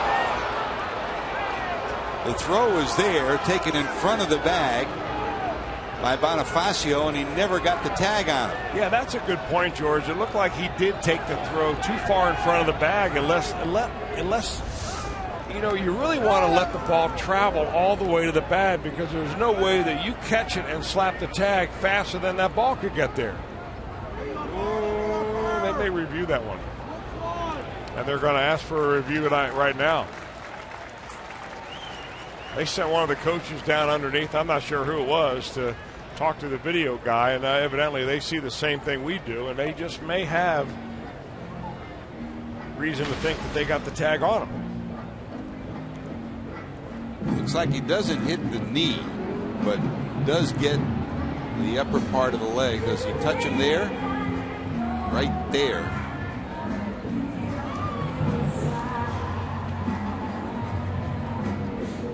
Either the call.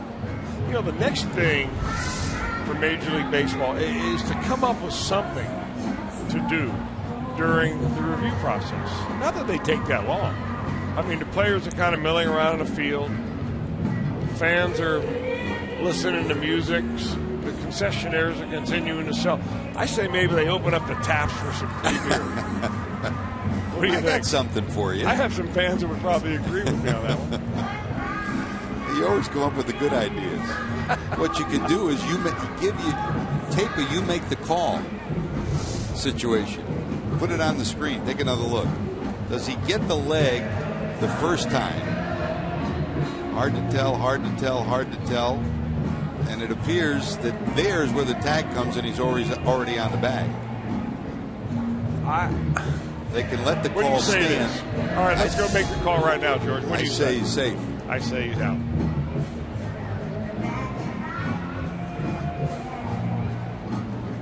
Three choices: call stands, call reversed, or confirmed. Another look. Is it a stands, confirmed, or reversed? Does he get him there? It looks like on that one. It looks like he is out. The final shot is the best shot, where you see the glove touch and he is called out. Call overturned, so Cozart is disposed of. And Chris, again, you talk about the inability to move the runner over. The little things, a productive out. If they get the runner to second, then they don't send the runner in motion. So Cozart retired on the caught stealing. Only the third time this year the Reds have had a runner tossed out. And back to Bird. I mean, the two things that you really like to see Billy Hamilton cut down on are balls in the air and strikeouts. And on the day, 3 at-bats, 2 strikeouts, and a fly ball to center. I'm not being critical. That's what the goal is. Mm-hmm. It's not as easy to do as it is. It seems like we're sitting and watching on TV. A walk to Marlin, second base runner for the Reds in the inning, but with 2 outs, only 1 on, and here's Joey. Votto walked on a 3-2 pitch first time up. Struck out on a 3-2 pitch second time up in the third. Frazier on deck.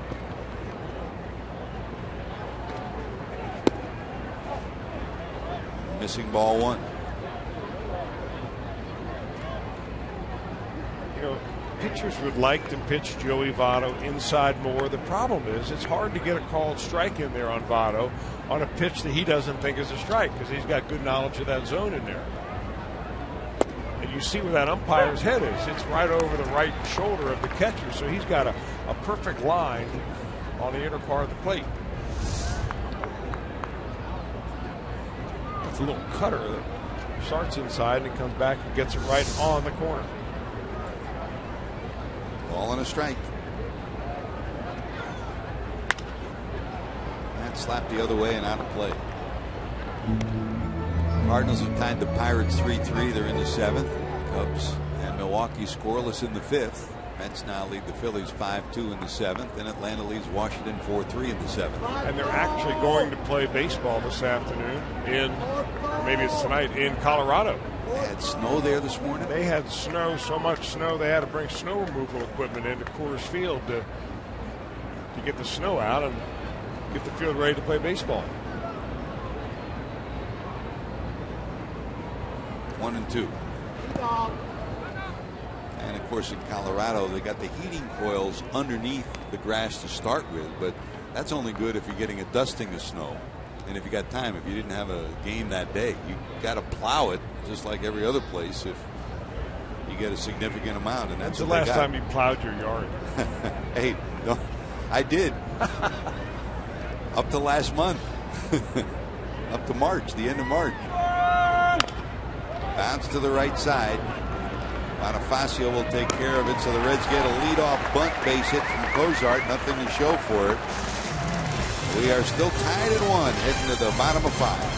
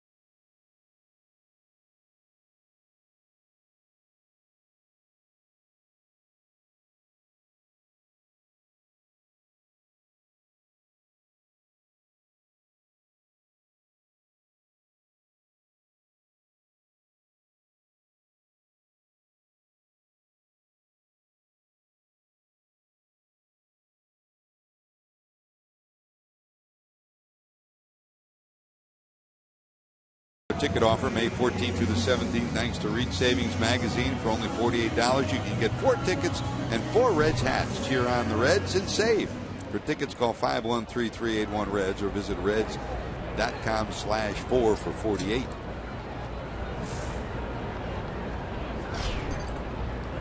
Here's Adam LaRoche. Walked first time up on a 3-2 pitch. Struck out on a 3-2 pitch in the third. Leading it off bottom of 5. A run, 6 hits for the Reds.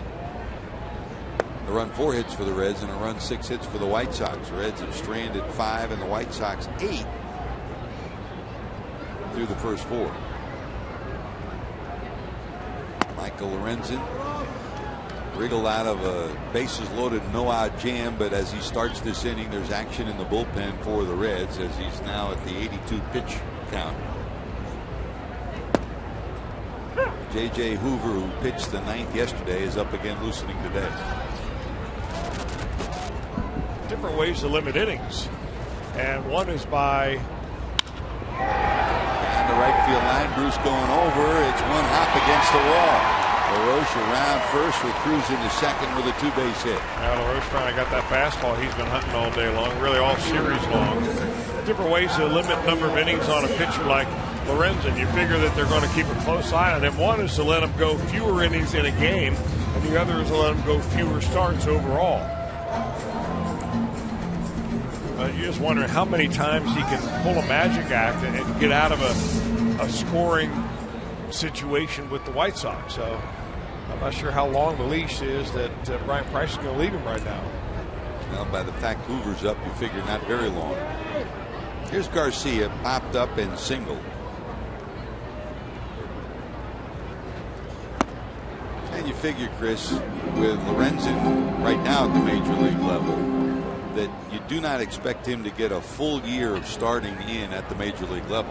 You figure at some point in time his innings limit, and this was the Steven Strasburg story, rather than start him early in the season. And here's a line drive to center. Here comes Billy. Got it. Trying to get a quick flip to second, but back quickly is LaRoche. Good first step by Hamilton. The cutoff could have been a base hit by Garcia. We've seen a few line drives here today. We've seen a lot of Adam balls. Nice running catch by Hamilton.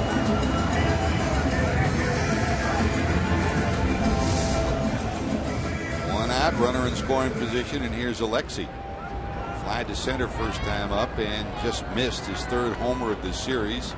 Hit it off the end of the bat to the warning track and left in the third. 0 for 2. I guess the question you have if you're Brian Price, no off day now between the Reds today going home and playing 3 against the Braves, and then you've got a 4-game set against the Giants coming up next weekend. So you're thinking about your bullpen on one hand. You're thinking about, all right, well, what do I feel better about? Going to the bullpen now, like in the 5th inning, or even in the next inning if Lorenzen can get out of this, or letting Lorenzen go one more inning, or a few more batters in that inning. Timeout as a ball was tossed onto the field in the outfield.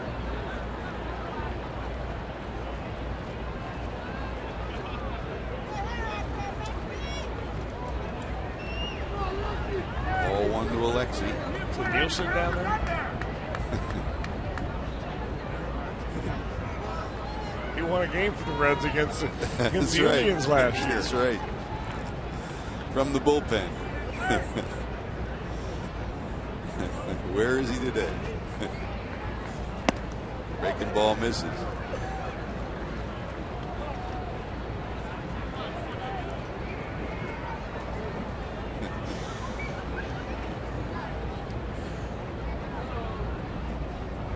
Two and 0. And that's low and in the dirt. 3 balls, no strikes.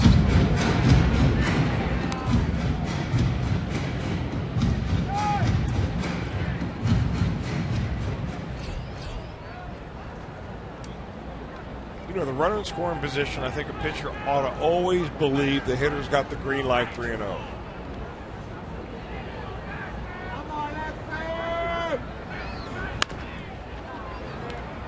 Frazier holds the runner and gets the out down at first. 2 away. Well, you got to wonder. It was 3-0, right? It was 3-0, and Alexi Ramirez, who's got a couple of home runs in this series, gets a green light, but he not only has a green light, but he swings at a 3-0 curveball.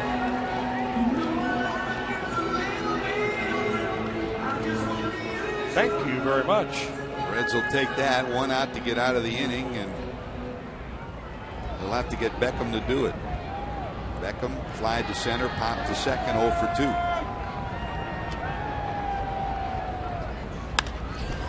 Fly ball to right. Will Bruce get there? By the foul line, he'll squeeze it. So once again, Lorenzen battles after a leadoff double. 9 left on base for the White Sox. Reds go to work in the 6th.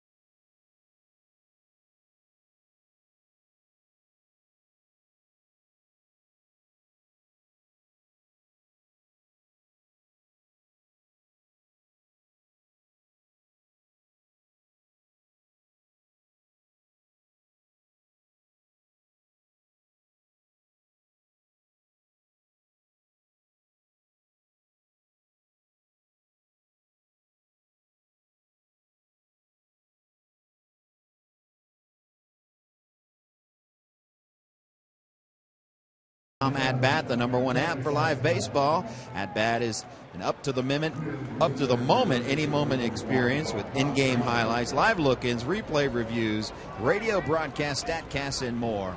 Get MLB.com At Bat for your smartphone or tablet. I'm Jim Day. Last time that the Reds needed a starter from AAA, Michael Lorenzen got the luck of the draw, and he has taken advantage of that. The Reds, because of the doubleheader yesterday, need a starter on Wednesday, and Brian Price has already said they are not going to pitch anyone on 3 days rest. So the luck of the draw this time, Marcell Iglesias pitched on Friday. His next day to pitch would be exactly on Wednesday. If that's the guy, who knows, but he's already on the 40-man roster, already made a start. It would seem likely. Thanks, JD. And Chris, that chimes in with the talk about Lorenzen. You figure Iglesias or Lorenzen, neither one would get a full year of starting in at the major league level if, in fact, Iglesias does eventually make it up here. Maybe as a bullpener, but maybe as a starter. But if you limit the number of innings one way or the other, you could use both of them as starters as the year progresses. Right, on and off. And it's kind of what the plan is for the White Sox with Carlos Rodon. You know, he pitched great yesterday as a starter, but they want to limit his innings too. Down the right field line, curving. It'll be a foul ball by no more than about a foot. Well, I thought that ball was going to slice and go into the stands, and it nearly stayed fair. But Rodon is going to go back into the bullpen. At least that's the plan right now. Even though the White Sox are looking for a back of the rotation starter, they're certainly happy with what John Danks has given them today. They got Hector Noesi, who left the game with an injury after getting hit with a line drive yesterday. You talk about his presence, Chris. He came off the field and pointed to Pena, saying, "Thanks for getting me through it." And you see the personality of those two guys right there. I mean, it's remarkable what he's done today.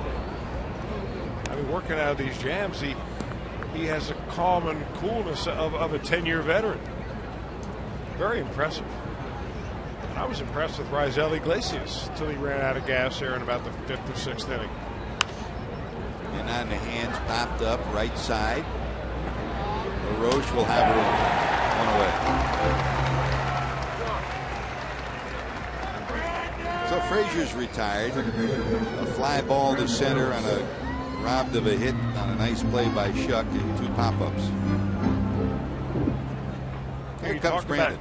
Using Lorenzen, you know, part-time starter or full-time starter for part of the year or part-time starter for all the year, and same with Iglesias. And it's the age-old debate: is a kid better to be, you know, down in the minor leagues, working on all of his pitches on a regular basis as a starter, or in the bullpen on the big league team, you know, pitching more sporadically? And I'm not so sure there's a clear-cut answer. If there was, there wouldn't be much debate about it. There's always talk about it.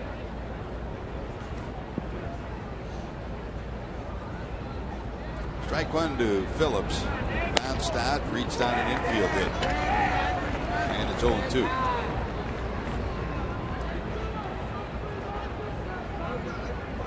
Never used to be much of a debate like that. It used to be that the best pitchers were on the best team. The major league team. Yeah. And you came up, even if you were a starter, they plunked you in the bullpen, and you earned your right to start.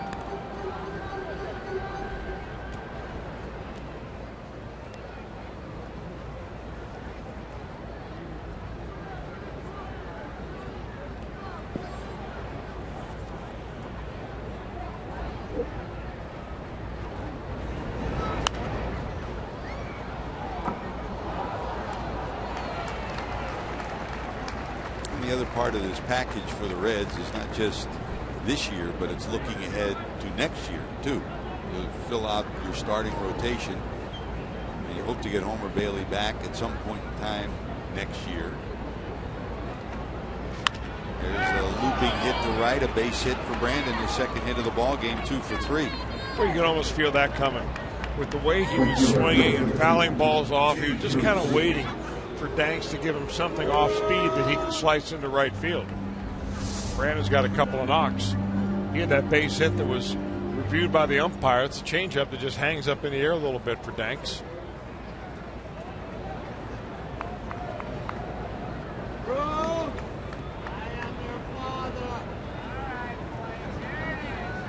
Still in it.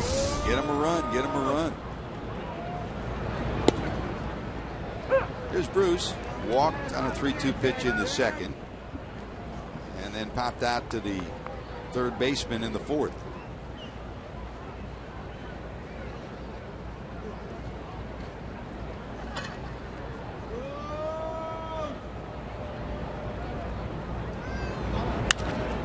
And to second with one away. They'll get the out at second. Return to first. That is in time for two. A double play erases the Reds' sixth inning. To the bottom of six we go. Still knotted at one in Chicago.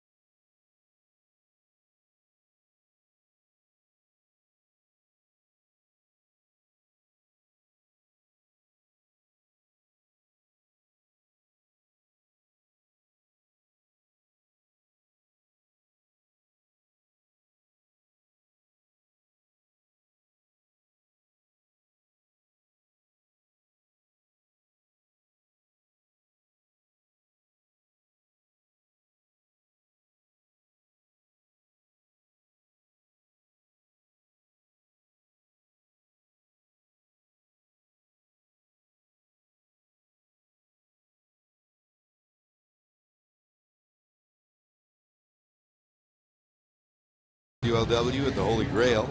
Get your chance to answer Reds trivia, win prizes, and be part of Reds Live. Fun gets started Friday night at 6 at the Holy Grail. Come on down, see Mo and the crew, and enjoy some beverages, some food, and some baseball to follow at the Holy Grail.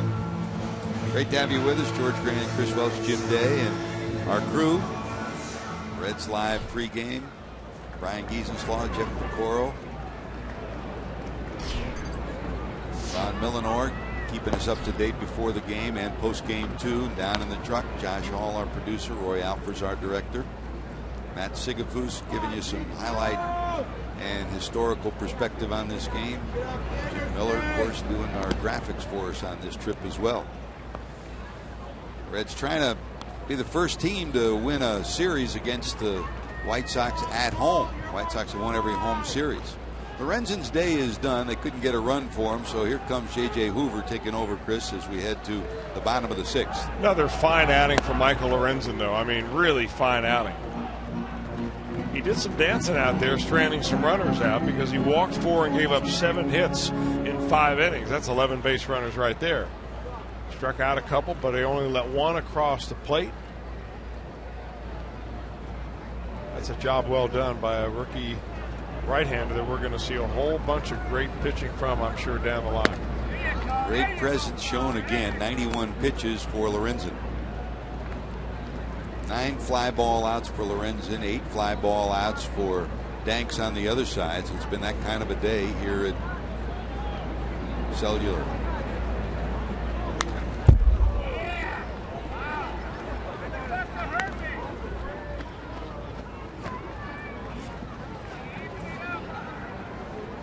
Tyler Flowers has done some damage today. With 2 outs, he doubled in the second, and after Shuck walked, Bonifacio singled Flowers in. That's the lone run that the White Sox had. He walked to lead off the fourth. In the fourth, and there's another walk. So he's been on base all 3 times. In the fourth, he walked to lead off the inning. Shuck singled. Bonifacio reads on a bunt hit to load the bases, but then Lorenzen, talk about playing Houdini, got Cabrera to line out to third, and then a 3-6-1 double play off the bat of Abreu ended the threat. Tony Cingrani is up and loosening for the Reds now. As we hit the number 9 spot in the order, and Shuck. Bloop towards second. Phillips will let it drop. They'll get one. And maybe not that smart of a play on that particular situation, because I see what Brandon's trying to do. He's trying to perhaps get a double play ball. But Shuck is by far, as a center fielder, much faster runner than the catcher, Tyler Flowers. But so they've exchanged Flowers off of first base in exchange for Shuck. It's hit harder and you've got a transfer too, that's one thing. But here you've got a bona fide base stealer down at first compared to Flowers, who was station to station. So let's see what Robin Ventura does. This is not a team that runs a lot. They have only 5 stolen bases. They've been caught 10 times. Reds double play, depth middle of the infield with 1 out. A speedy Bonifacio at the plate. He's been on base 3 times. Walked, singled in a run, and then reached on a bunt hit. Very difficult to double him up. Runner not going. Pitch misses wide. 1-1. Pirates lead the Cardinals 4-3 in the 8th. In the 6th, Cubs lead Milwaukee 1-0. They're underway. Houston and the Angels scoreless in the 2nd. And the Giants and Miami are underway as well. In San Francisco, scoreless in the 1st.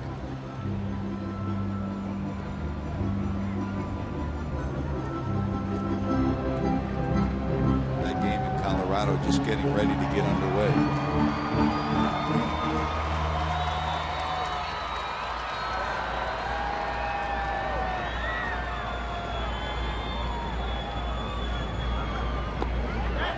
Did he go? Yes, he did. Good job by Hoover to get out number 2 here in the 6th.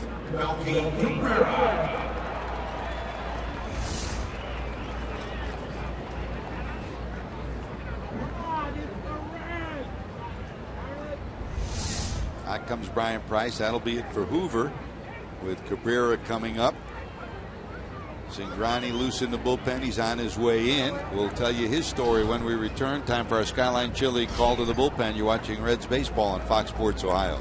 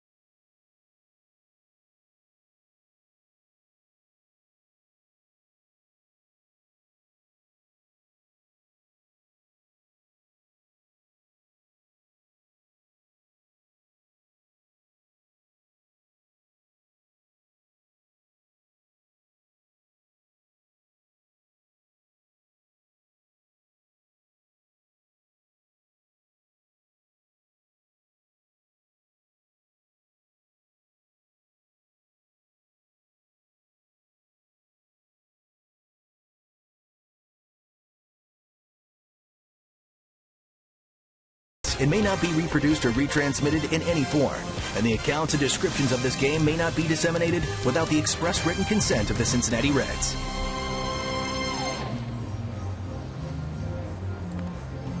Back in Chicago, Tony Cingrani, the left-hander, coming in, and Chris, you'll turn Melky Cabrera around, where Brian Price would much rather see him hit from the right side. Well, I think anybody playing against Cabrera could tell you the same thing. There are the numbers on Cingrani. Very good in the few innings that he has pitched so far here in over a month of baseball. But this year on Melky Cabrera, how about the batting average when he's batting right-handed against a left-handed pitcher, .097. So a whole decision made by Brian Price, very easily made by just taking a quick look at the stat sheet. He's been like that for a long time. Here's Cabrera, bounced into a fielder's choice, line to left, and then with the bases loaded, there goes the runner. Here comes the throw, no chance, stolen base. So Shuck gets the base, he steals, and he's in scoring position. Well, that kind of goes back to the fact that the Reds flip-flopped runners out there. They had the catcher at first base. Now they've got the center fielder, Shuck. The other thing, I always think it's a good idea, especially for a left-handed pitcher, coming into a game, first batter, got a guy at first base that can run, just take a toss over there. Just to let him know that you know that he's over there, and you make him over once again, too. So runner in scoring position with 2 outs for Cabrera at the plate. Last time up, bases were loaded with no one up when Melky stepped to the plate, and he hit a rocket shot to third that Frazier dove for, picked it off for a line drive out. Would have scored at least 2. That's a strike. 2-1. This has got to be a very emotional moment for Tony Cingrani. You know, he's from Chicago, South Side, grew up a huge White Sox fan, used to come to Comiskey many, many times as a young kid. Popped up left side, Cozart calling. Under, and he's got it. That'll do it. So Cingrani, who grew up sitting in the upper deck here in Chicago, gets the out that they needed. Still tied at 1. Head for the 7th.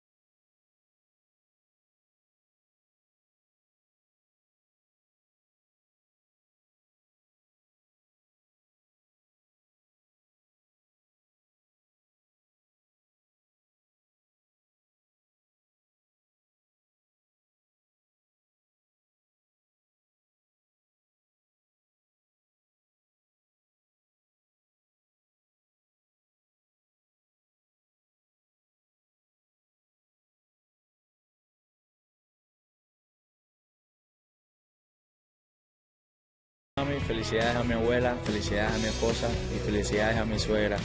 Muchas gracias por todo y que Dios me la bendiga. Happy Mother's Day to my mom, to my wife, to my grandma, and my mother-in-law. Thank you and God bless you guys. And Brian Pena calls his mom, Carmen, his hero. And he looks back to what she went through when, as a family, they decided that he was going to defect for Cuba when he was only 16 years of age. And as painful as it was for his mom to let him go, she told him at the time, this is going to be very, very special.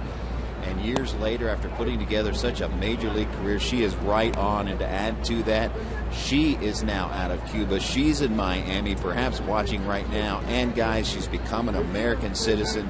Brian Pena says she is doing great. Could you imagine letting your kid go? I mean, we're not talking about letting him go to summer camp. We're talking about defecting from the country, and at that time, you have no idea if you're ever going to see your son again.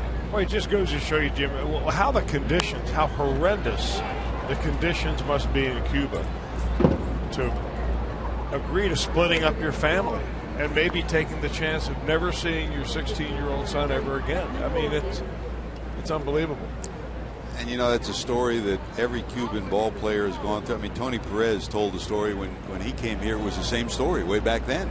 When he got into the Hall of Fame, some of his family members he had never seen, they got a special visa to come here just for the Hall of Fame ceremonies.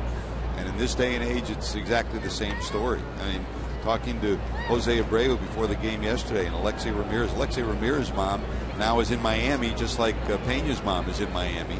But for years, he still has aunts over there he's never seen. Abreu has a son that he hasn't seen for a couple of years. Here's Mesoraco. Got a triple, just missed a homer, and this time skies one. Boy, he just missed that one. It was hit a ton in the air, straight up in the air. And Devin, who picked up his first triple of his career and first run batted in of the season, tied the game at 1 with that triple that plated Phillips back in the 4th inning.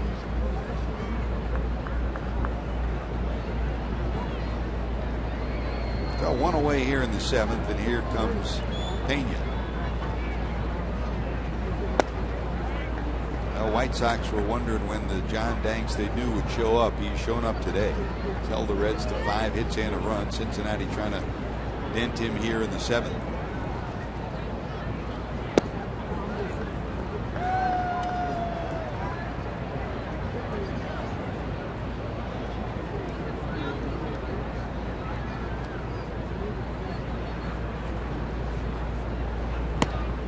We talk about these athletes that have come from Cuba. There's no organization in all of baseball that had anyone represent the game better than the way Minnie Minoso represented the game here in Chicago. And he was a legend as a player, and even after he retired, a legend as a man. I remember when Jeff Torborg was the manager here, and Minnie came in one day and he hadn't been around, and Torborg said, "Where have you been?" He said, "I don't want to bother anybody." He said, "Don't you ever think that. You come here." It's blooped down the right field line. Long run for Garcia. He got it. Great play by Garcia to Rob. And that was right about on the line. Might have been a foul ball, but just to get it out is tremendous by Garcia. And Rob's Peña there. Take a look. Is it fair or foul? Well, the big man moving pretty good on this one. I didn't think he had a chance of catching up to this ball. That's definitely a fair ball. He doesn't get it. That's 2 for Peña. O'Brien retired after going 1 for 3, and here's Cozart. Zach popped up, and then reached on a bunt hit and was thrown out trying to steal. Extra style points on the slide, too. A dandy. It's a solid defensive outfield for the White Sox. When Eaton's in center, you know he's Gold Glove caliber. Shook out of the same mold. This one popped up and out of play to the right side. Great arm from Garcia, already 6 assists on the year. Melky Cabrera likewise over and left.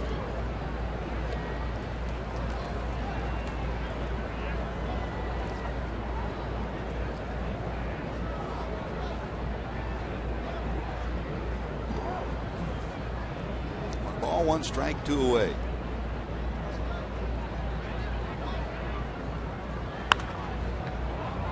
Slapped down the left field line, curving into the seats. Come on, Johnny! Don't forget, when this one wraps up, just like every Reds game, we'll be there with Performance Kings Honda post-game show. Reds Live coming to you for a complete recap, interviews in the locker room, and a whole lot more as the Reds try to get a getaway win. Haven't been able to do that at home or on the road. Dribbled down to third, charging Beckham to throw. It is not in time, and it kicks off the glove of LaRoche in addition. So Cozart is on. That'll go as a base hit. Good effort by Beckham. He almost got him at first.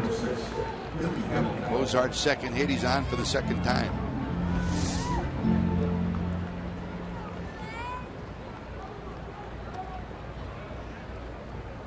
Well, that's one of those plays where it can be awfully dangerous for a first baseman when the throw goes in the line and the runner and the ball get there about the same time.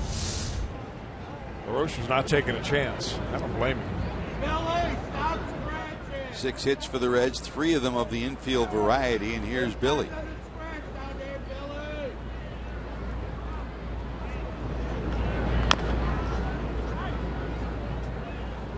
I don't know that he just slipped and fell or that kicked off his shoe, but it goes foul to the left side. Take a look.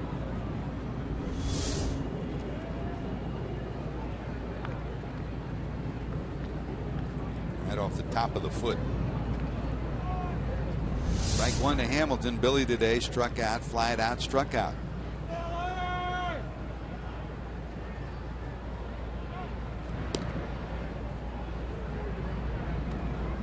In the fifth, with Cozart on and Hamilton at the plate trying to get him to second into scoring position. Hamilton struck out, did not advance the runner. Next pitch, they ran Cozart and he was tossed out trying to steal.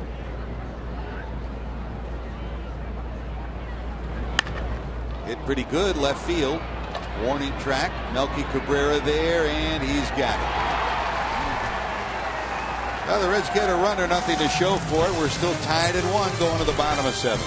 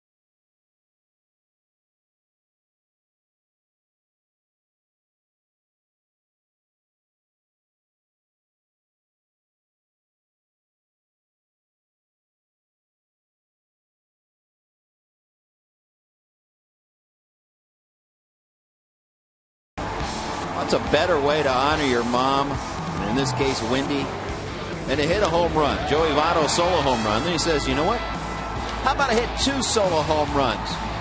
But he wasn't done. How about a walk-off grand slam? So on Mother's Day 2012, 3 home runs, including a walk-off grand slam. Now that's having yourself a day, George and Chris.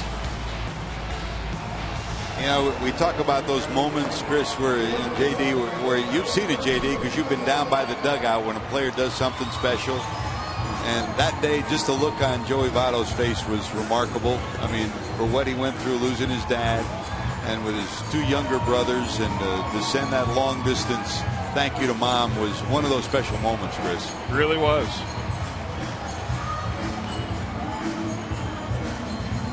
Healthy in 2010 when he was the MVP, and healthy again here in 2015. He's shown everybody that he's back.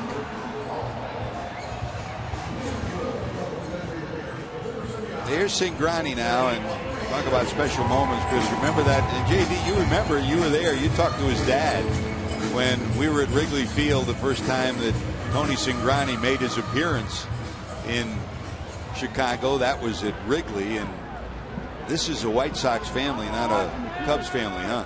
Well, it's amazing the dislike between the South Side and the North Side as far as the baseball teams go. And his dad on that day said, I would never step foot in Wrigley Field had my son not been pitching here.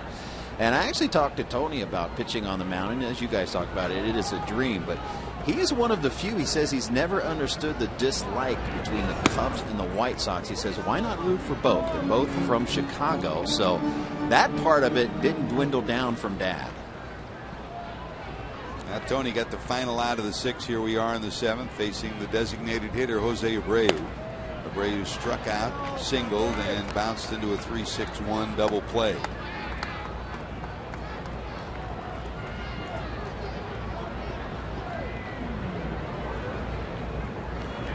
And there's ball 4, a leadoff walk. If you joined us late, Michael Lorenzen went 5 innings, 7 hits, 1 run, struck out 2, walked 4, 91 pitches. Gave up only 1 run. That was in the 2nd inning. A double by Flowers, a walk, and then a single by Bonifacio. A lone run off Lorenzen. Chris, for those that weren't here, your report card on Michael Lorenzen. Hey, 5 innings, 1 run. That scoreboard speaks for itself. Here's LaRoche, a walk, a strikeout, and a leadoff double in the 5th.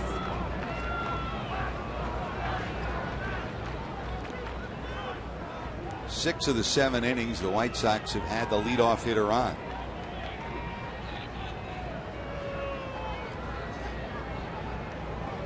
A little pep talk from Pena. Hey, be part of the Major League Baseball All-Star action this summer in Cincinnati by visiting T-Mobile All-Star Fan Fest, world's largest interactive baseball theme park at the Duke Energy Convention Center, July 10th through the 14th. Purchase your tickets now at allstargame.com.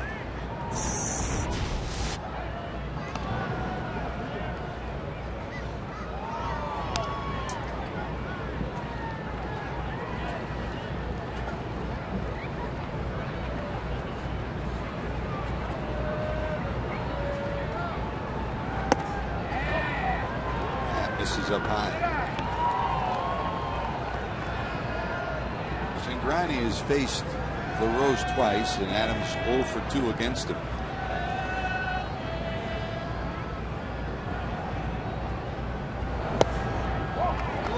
And he misses there. Second straight 3-0 count. Cingrani's having problems with his control, and some of that might be traced back to the fact that he's not been used all that often. It's been 5 days since he's been in a ball game. He pitched an inning in that 7-1 win the Reds had over the Pirates at Pittsburgh. He's just missing really all over the zone right now, trying to find a good release point. Michael Lorenzen danced around a number of scoring opportunities for the White Sox. In fact, he had bases loaded, nobody out, and they got out of it without anybody scoring. You're wondering how many times the Reds can go to that same magic well and hope to get something out of it. Jeff Pico on his way out for a checkup from the neck up to try to calm him down a little bit. 2 straight walks with Garcia, Ramirez, and Beckham coming up. You do have Jumbo Diaz warming up in the bullpen. He's trying to get it going pretty quick down there.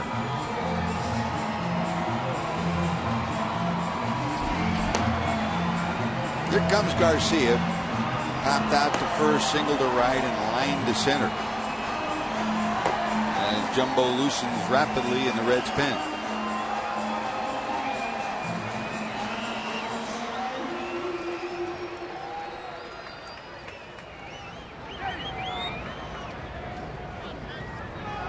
Well, if you're Avisail Garcia, you're thinking about first pitch fastball. Guy just walked 2 batters. He's got to throw a strike right here. Here's I'm letting it rip if I see it. Another first pitch ball, and it's ball 1. Tony is at his best when he throws that ball 4-seam, letter high, and the hitters see it, but they just don't seem to be able to catch up to it. Right about there. After 9 straight wide ones, there's strike 1.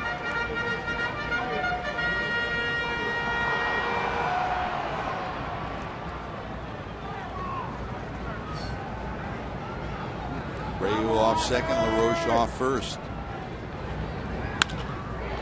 In the air, left center field, long run.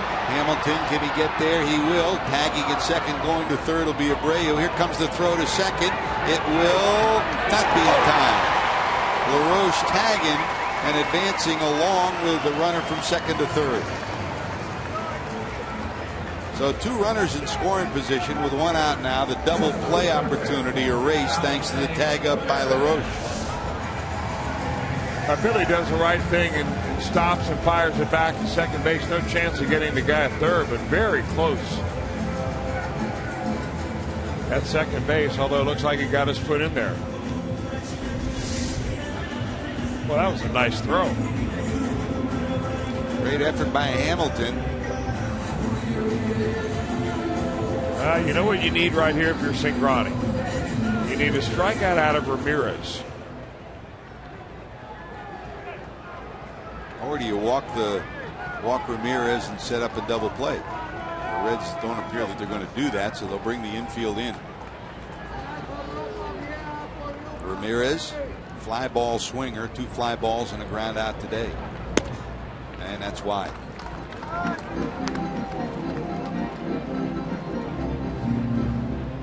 White Sox through the first month of the season have struggled with runners in scoring position as a rule.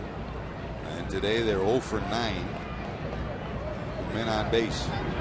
A swing and a miss. Ronnie expands the zone, ball and a strike.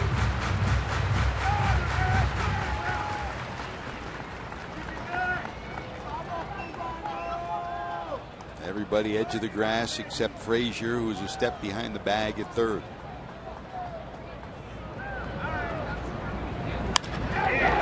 This will get the run in. Bruce back. Abreu will score, and going from second to third will be LaRoche. So a sacrifice fly from Ramirez. What a series he's had. His first 2 homers of the season came yesterday, including the 100th of his career, and this sacrifice fly in the 7th gives the White Sox the lead in the 7th inning.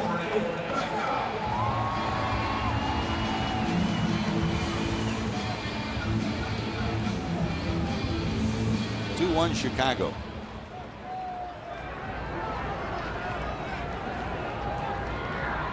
And here's Beckham. Flied out, popped out, flied out.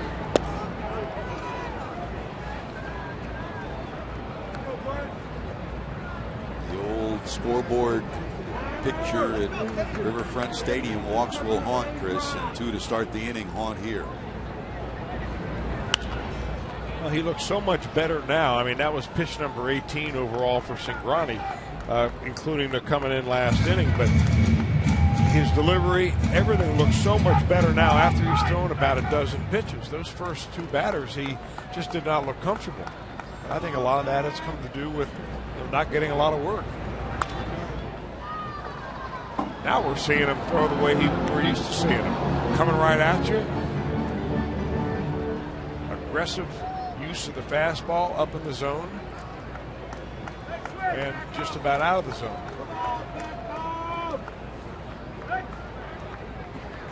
One and 2.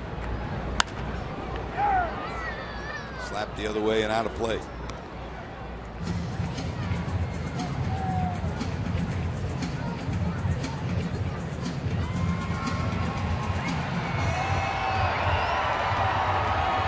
Final in Pittsburgh. The Pirates beat the Cardinals for the second straight day, 4-3. Bounce down to second. Phillips has it. That'll take care of Beckham, but 2 leadoff walks result in a sacrifice fly RBI from Alexei Ramirez, 2-1 White Sox.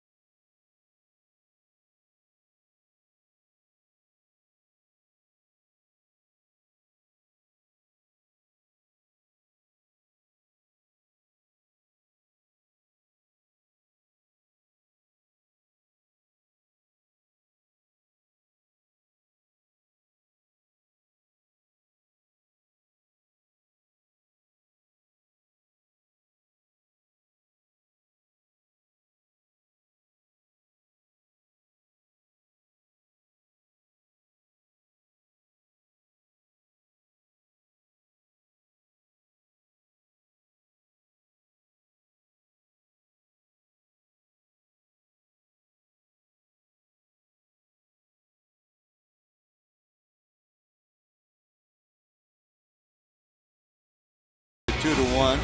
Michael Lorenzen on this day ended up with a 91 pitch day, and at times dominant, at other times behind the hitters, but what great poise. He got a run on the first triple of his career for Devin Mesoraco that knocked in Brandon Phillips. The Reds tied the game at 1. Looked fine around on the bases, didn't it? And then Alexei Ramirez climaxes a 2-walk inning against Tony Cingrani with a sacrifice fly, and that's given the White Sox a 2-1 lead. The numbers on Lorenzen, if he joined the slate, 5 innings, 7 hits, 1 run, 2 strikeouts, 4 walks, 91 pitches. The other side of it, Chris, John Danks has pitched about as well as we've seen him pitch of late. 7 innings, 6 hits, only 1 run. He gives way to Zach Duke. Well, the White Sox have to be extremely encouraged by what they saw out of Danks. And they also have a nice little 1-2 punch at the end of the bullpen. David Robertson and Zach Duke. Duke, the 8th inning guy, has resurrected his career a couple of times. Former starter with the Pirates for about 5 or 6 years running, from 2005 to 2010 or so. Then with Arizona, remade himself as a reliever, and he's having a heck of a season here in Chicago. Here's Marlin to lead it off as we go to the top of 8. Bird against Duke in his career. 2 for 10, and even 200 record today.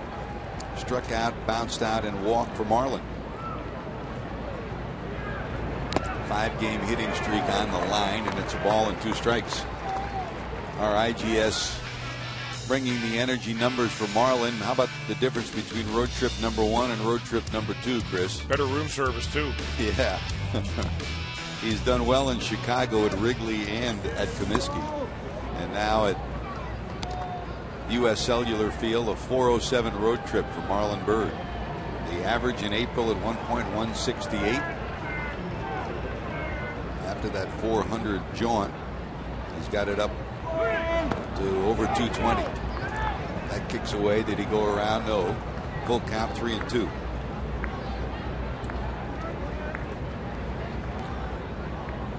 Votto on deck. Joey in his career, 12 for 21 and a homer. 571 against Zach Duke. Chomping at the bit.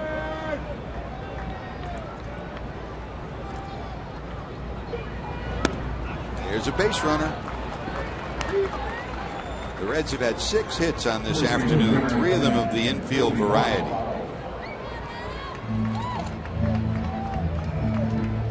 Marlin, in addition to swinging the bat well, has been seeing the ball better. First 20 games did not get a free pass. Last 9 games, 10 walks. Amazing what you can do for when you wait for your pitch. Here's Joey. Walked, struck out, both on 3-2 pitches, and then bounced to second.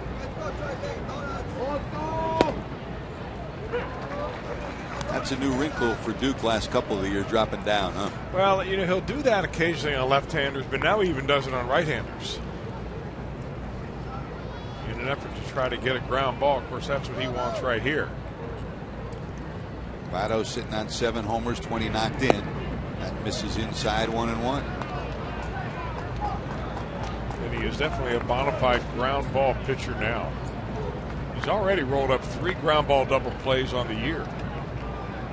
And he's only pitched 13 innings. Flowers sets up, down and away. But Votto knows, I mean, having the success that he's had against Zach Duke, he knows that Duke will throw you a first pitch strike and then he'll tease you from then on. Try to get you to get yourself out. 2-1.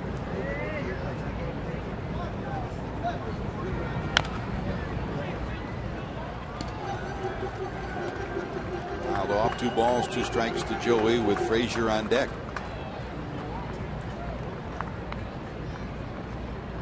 Come on, Duke in Cincinnati for crying out loud.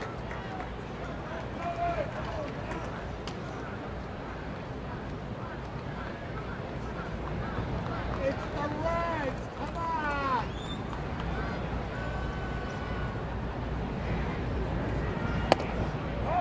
He holds on it. Full count, 3-2.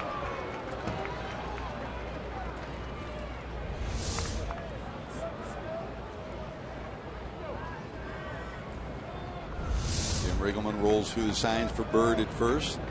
You put him in motion, 3-2. Nobody out here in the 8th with Votto at the plate. Yeah. Not going. Nub down to first, but foul. And the reason I would, George, is because he could score on a long single if he gets a good enough jump. But at the same time, you want to make sure the pitcher goes home and doesn't come to first base and foil your plan that way. Stay out of a double play ball at the very least. 4 at bats for Joey. 3 times he's gone to a full count. This will be the 25th pitch he's seen from Danks and Duke today. They'll toss over there.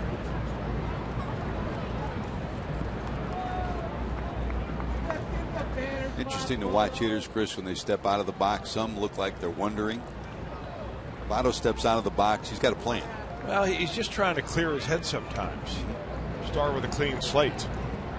3-2. That's a fair ball. They get it out. They'll come back to first, and they'll get a double play.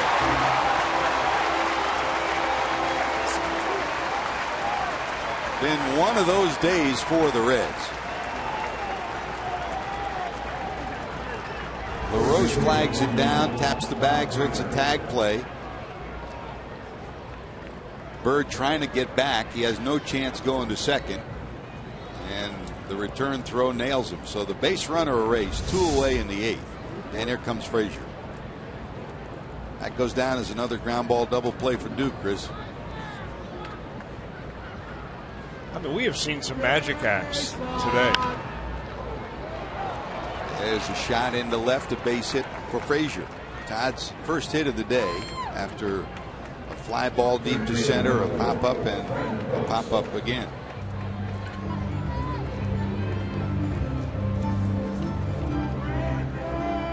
And here comes Brandon. We've seen about every combination of double plays in the last 2 days that you could have. A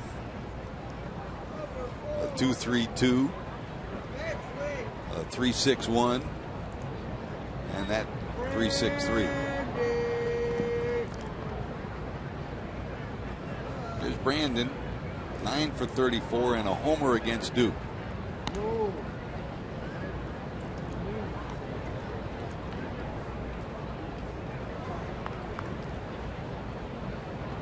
Phillips today bounced out to third, reached on an infield hit and singled to right.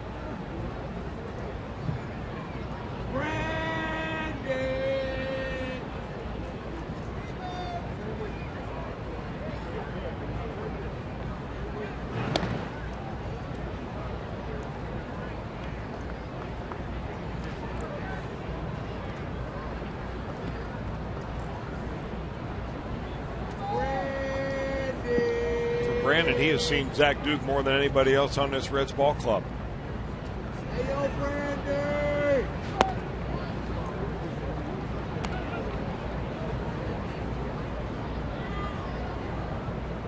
David Robertson now loosening in the bullpen for the White Sox, their closer. Jumbo Diaz still throwing in the Reds bullpen.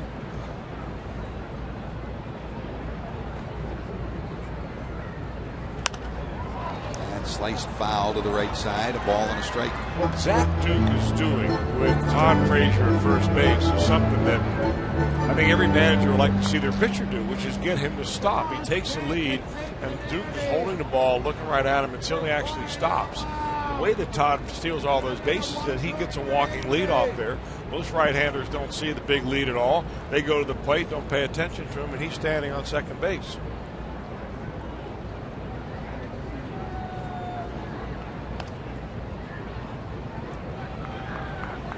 I'm not sure if Todd has ever had a situation with him at first base where he's been thrown over so much.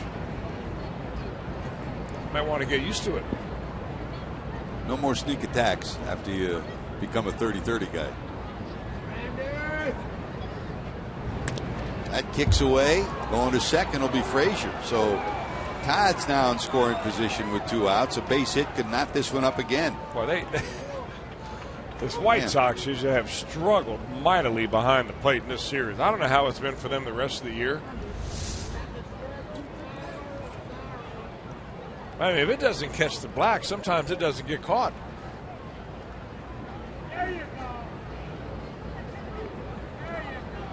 Wow. Here comes Don Cooper out to talk to Duke. And that's probably is just going to try to settle down Duke a little bit.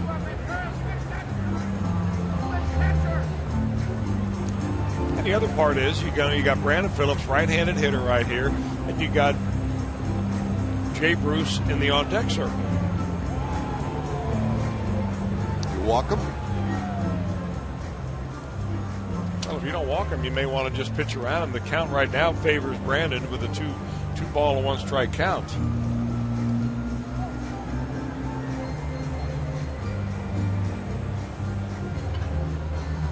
I mean, Jay Bruce has been struggling more than anybody. They're going to take the decision away. They're just going to go ahead and walk Brandon right here. Pretty confident that Ryan Price would not pinch hit for Jay Bruce. The only guy they have available on the bench right-handed would be Christopher Negron.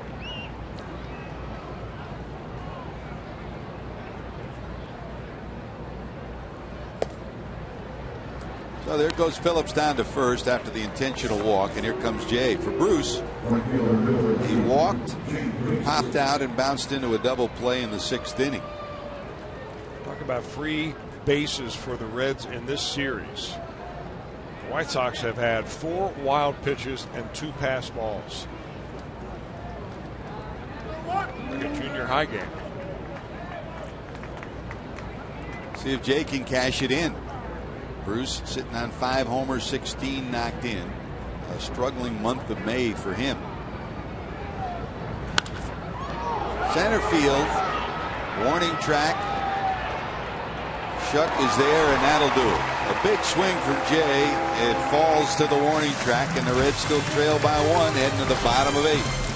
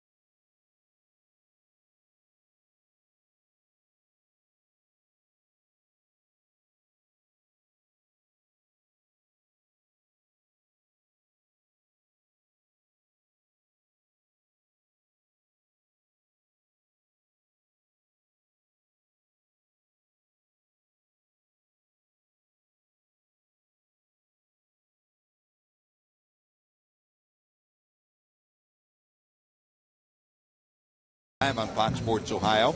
All of the info you need for every game here on Fox Sports Ohio. Reds Live presented by Ray St. Clair Roofing. Don't forget, we got Reds Live post game coming up, and then tomorrow when Mike Leake goes for his 3rd win against Shelby Miller, we'll be there for all the action.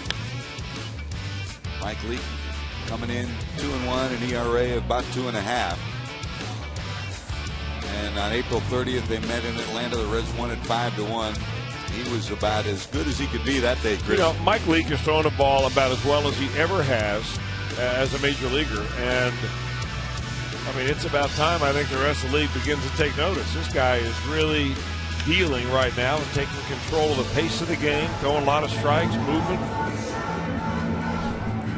And when you go 8 innings, you don't need much in the way of relief help. But the Reds are getting relief help here. Jumbo Diaz, 4th pitcher of the day Lorenzen, Hoover, Cingrani, and now Jumbo. Lorenzen, 5 innings, 7 hits, 1 run. Hoover, 2/3 of an inning. And then Cingrani came in the 7th, gave up back-to-back walks to start the 7th. And then eventually a sacrifice fly by Alexei Ramirez gave the White Sox a 2-1 lead.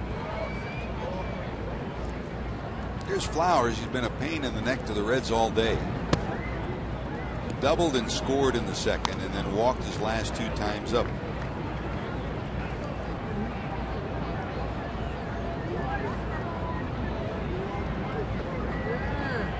Flowers shucked in the top of the order. Bonifacio.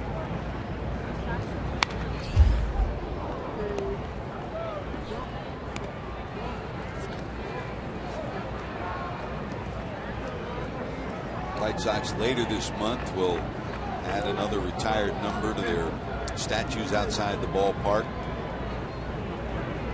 Billy Fox, Harold Baines, Luke Appling, Benny Minoso,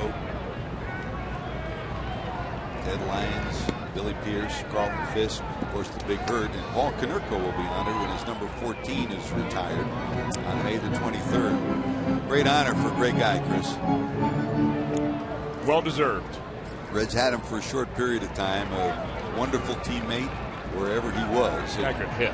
Oh, remember Reds traded for him from the Dodgers, and then his first trip on the road was back to his hometown of Arizona.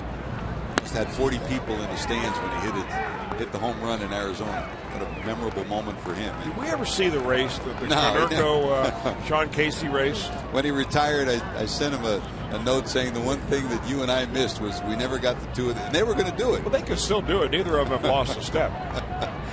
They never gained a step. They never lost a step. 3 balls, 2 strikes. And they both agreed to do it. But then he was traded again. And he and Adam Dunn became close friends here in Chicago. Tremendous career for Paul Konerko's number 14.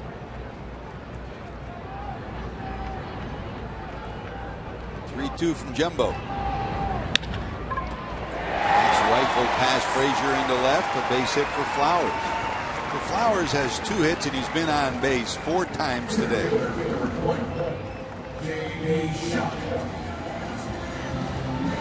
Now you talk about the great Hall of Famers they had here. One of my favorite Hall of Famers in my career that I got to know was Luke Appling, old aches and pains, the shortstop for the White Sox. He's the one who hit the home run off Warren Spahn in the first ever Cracker Jack Old Timers game. He played in the old Comiskey Park. Here's Diaz to the stretch. A bunt. Frazier scoops. And they get him. Nice play by Frazier. Good bunt, but a great play by the Reds' third baseman. And alertly, Pena goes down to cover the third base bag. Well, Shuck gets down the line well. That is an excellent play by Frazier. It didn't look like he put a lot on that ball. I think that even if they're going to try to review that will be, they got it right the first time he's out. It'll go down as a sacrifice and almost a base hit. So another run, an insurance run down at second base for his Flowers after the sacrifice. Back to the top of the order, Bonifacio.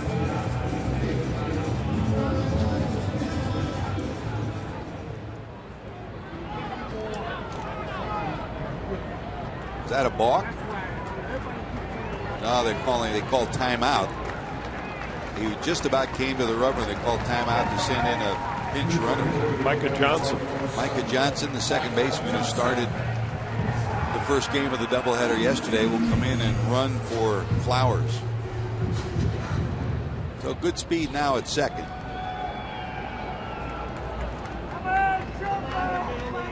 And good speed at the plate in Bonifacio.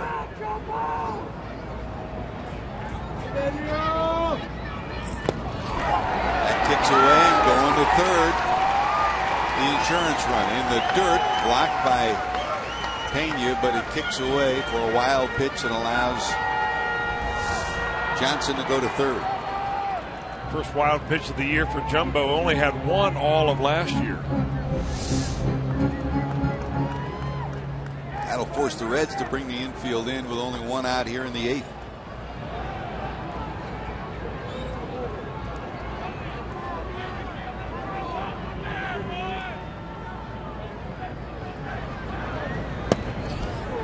Same spot.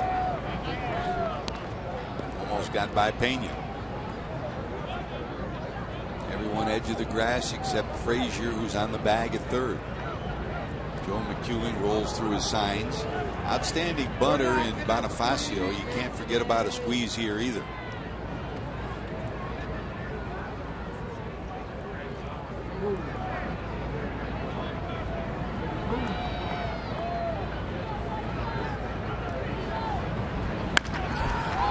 Phillips knocks it down. They got a play, and he can't get the throw off. They'll get a run in. Well, sending the runner from third, the Speedy Johnson, is able to make the difference. If that's Flowers coming from third, Phillips is going to get him.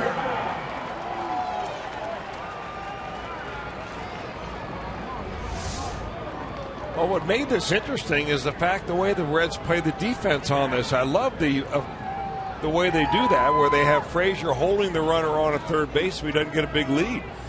And if Brandon could have gotten that ball out of his glove quickly, you never know. But, I mean, he had to make a dive to stop that play anyhow. Well, the little things that make a difference in an inning. The wild pitch sending the runner to third, the pinch runner. And for the second time, the White Sox get a run on an out. Of the 3 runs they have, 2 of them have come on outs. Last roundup for the Reds, going to the 9th. Here comes Mesoraco.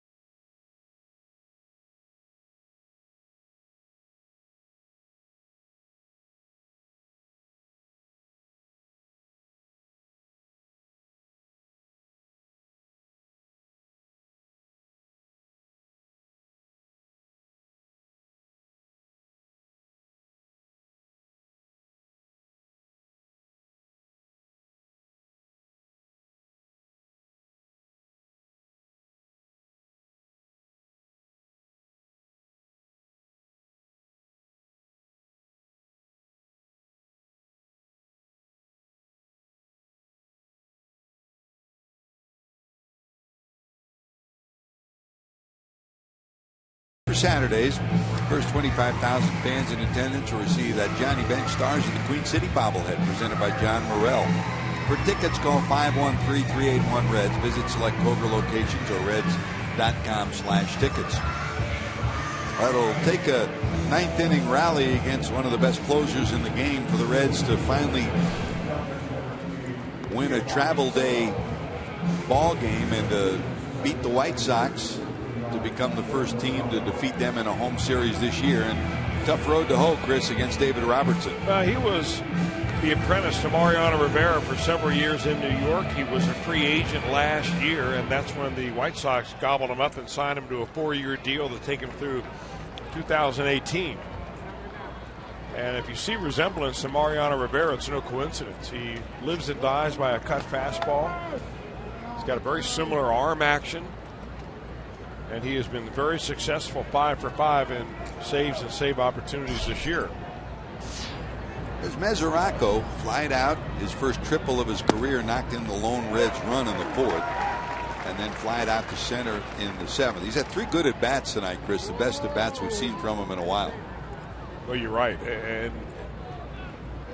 nice to see him be able to swing the bat. I mean, the hit he got was about the first in almost a month for him. A line drive shot to left, sinking. It'll drop in front of the left fielder Melky Cabrera. So good day for Mesoraco. He's hit the ball hard 4 times, and he's got 2 hits to show for it. Yeah, the good news is he's hitting the ball well. The bad news is this is the last day the Reds are going to need a DH until the next time they go on a road trip where they play Kansas City and then Cleveland. About 10 days.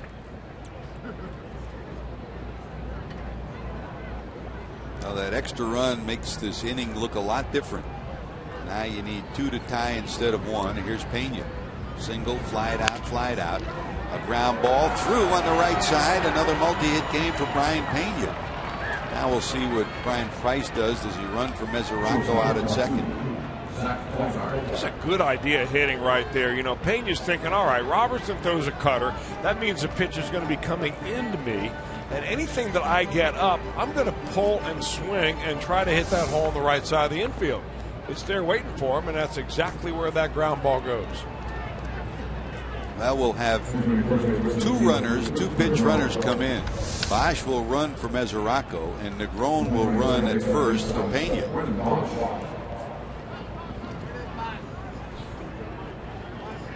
So back-to-back hits against Robertson, and the Reds have the tying runs on. Back to Zach Cozart. Cozart, 2 infield hits, 1 to third and 1 to second. You bunt him here, moving him over. And you know, they say do it on the road, you play for the win. At home, you play for the tie. And the way Cozart's swinging, he's not swinging. Nobody's swinging better than he is right now. Oh, you're right. Maybe. I never really bought into that saying. It sounds cute, but I'm not so sure that I buy into it. I'll take my chances in a tie anywhere, but when you have David Robertson on the ropes, it's a rare case.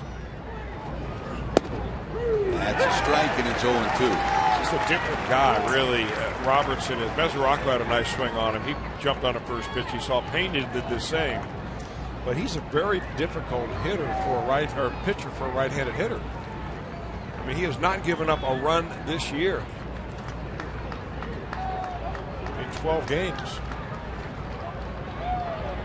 0-2 in the dirt. If you looked at David Robertson when he first came up, and you and I were talking about it last night, you look at his mechanics after spending those years with Mariano Rivera, he's almost a copyright of Mariano now, and the way he sets up, the way he addresses the mound, the way he addresses his sign, and the way he delivers the ball. And his belief in that cutter, which is essentially a fastball that moves away from a right-handed hitter. 1-2. Kicks away, and you don't need the bunt. Now 2 runners are in scoring position, and the interesting saga of the catching situation for the White Sox continues with another pass ball. This time it's Soto, Giovanni Soto, who came in after Flowers was pinch run for. At least they're very democratic with the way they let balls go back to the backstop. Everybody's doing it. Right through their wickets. I mean, when have you seen a series like we've seen these last 2 days? Not very often. Last time you saw a junior high school game. So here's Cozart now with 2 on, both in scoring position. The 2 tying runs are on. 2 balls, 2 strikes. That's a rocket into left, sinking. It's a fair ball. 1 run will score. Here comes Bosch. Here comes Negron. And Zach Cozart delivers a tying double, and we're tied at 3 in the 9th. For the first time this year, they've gotten to Robertson. What a great at-bat by Zach Cozart. They try to come in on him right here, and the White Sox have been trying to do that. That's a cutter that he just leaves. I don't know whether he meant to throw it inside or not. I guess he did. But he got his hands in there and brought the bat head right to the ball, and down the line it goes. And still no one out with the go-ahead run down at second and Cozart. Back to the top of the order, Hamilton. Will he bunt here? Talk about a perfect scenario with the runner at second and the third baseman pulled in. Billy today struck out, flied out, struck out, flied out. 4 unproductive at bats. That can all be erased by 1 productive at bat here. Doesn't need a hit. Just needs to get the runner to third.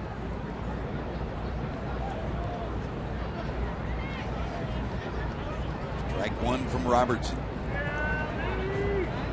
Bird on deck. That's popped back and foul. 0-2.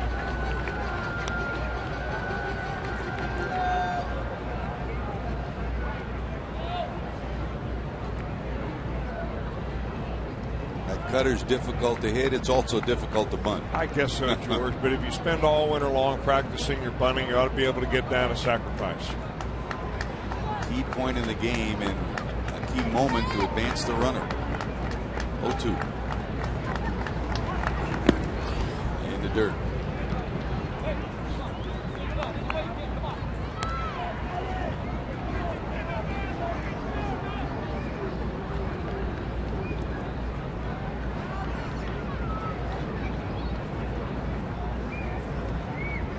Ramirez trying to keep Cozart as tight as he can at second. Dipping in behind him. 1-2. And he struck him out. Inability to move the runner with a productive at bat again hurts the Reds here. Well, unfortunately, we're going to make this our Cholula hot sauce flamethrower of the day. Brought to you by Cholula. 84-mile-an-hour. More of a slider right there than it was a cutter for David Robertson for the first out of the inning. Here's Marlin facing Robertson now. Bird today struck out, grounded out, walked twice. 2 more walks for Marlon Bird.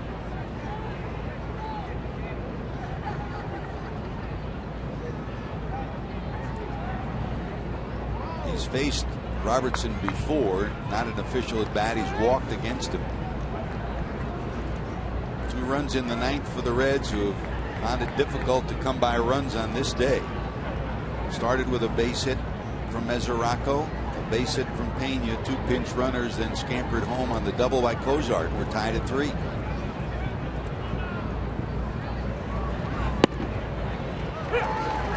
Zippo for a strike.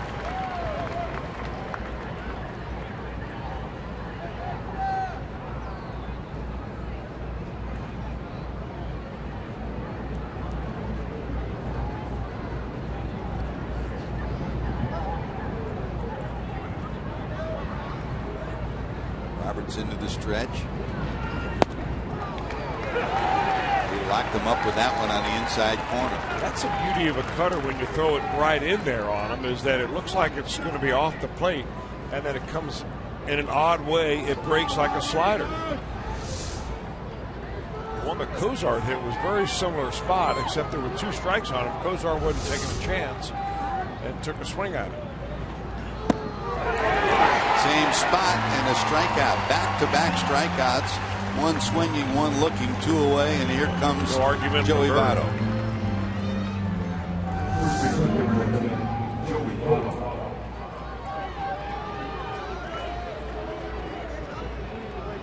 Votto in his matchups 0 for 1 against Robertson. Cozart off second. Votto today walked, struck out, grounded out, and bounced into a 3-6-3 double play. This one dribbled down to second, gobbled up by Bonifacio, and the Reds retired, but not before they played 2 to tie it. So we'll go to the bottom of 9 in Chicago. Cozart delivers. We're tied at 3.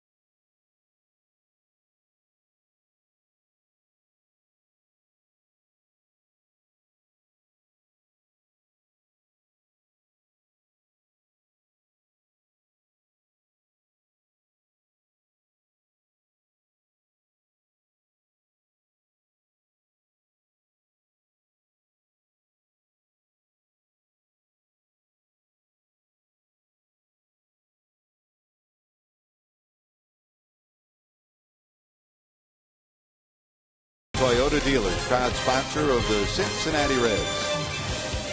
Great to have you with us here in Chicago at U.S. Cellular Field across the street from the old Comiskey Park.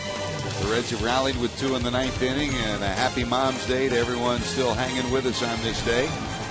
The 2 closers showcasing here in the 9th inning. David Robertson touched for runs for the first time this season. 1 earned, 1 unearned. 3 base hits for the Reds. They tie it in the top of the 9 at 3, and here comes Aroldis Chapman, Chris, to take over in the bottom. Now, the first time the White Sox fans have been able to see the Reds closer. There's not been in this ball game. He, like David Robertson, comes in here with a 0-0 earned run average. Robertson's now has gone up on that one as the Reds have scored a couple of runs, but Aroldis will be out there, and who knows how long. 1 inning at a time right now. Tucker Barnhart into the game behind the plate after Pena was pinch run for. Bosch pinch ran for Mesoraco in the DH role. Here's LaRoche. Rather, here's Abreu, who has LaRoche behind him, and then Garcia. Abreu struck out, single, bounced into a double play, walked, and bounced out. 2 Cuban natives who got to know each other before they ever came to America, and then have spent time in spring training together. Alexei Ramirez got a lot of the Cuban players together during spring training out in Arizona, and they've developed relationships and the ability to kind of give each other support as they make the transition from their native land here to the United States. Boy, the significance of this at bat, though.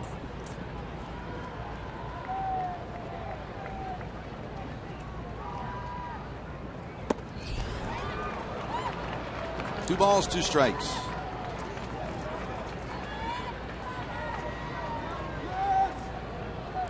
Two of the premier closers in the game showcased here. Well, maybe the 2 most famous Cuban players currently in the game, showcased against each other right here.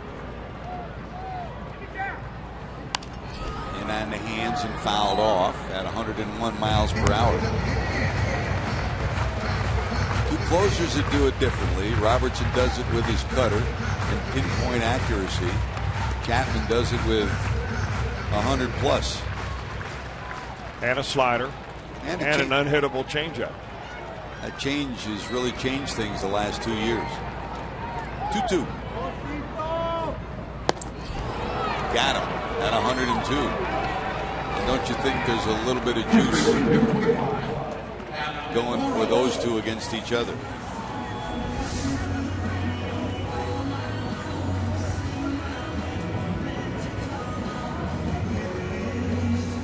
.102 with wicked movement.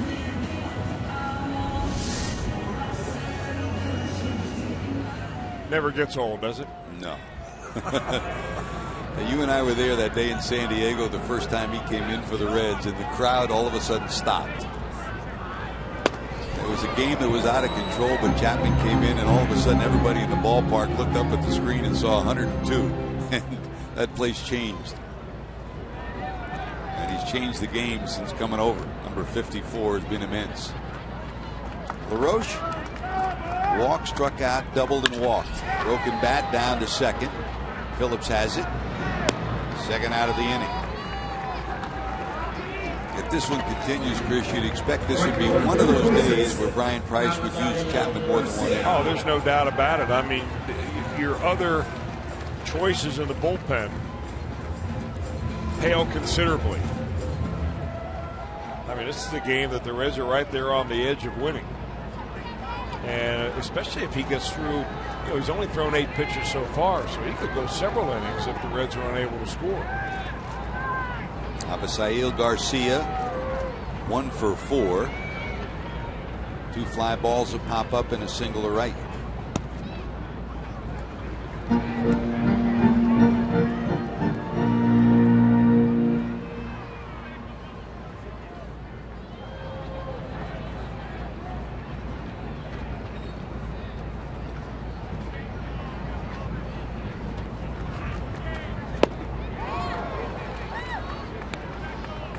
101, 102, and they got a slider and a changeup in the upper 80s.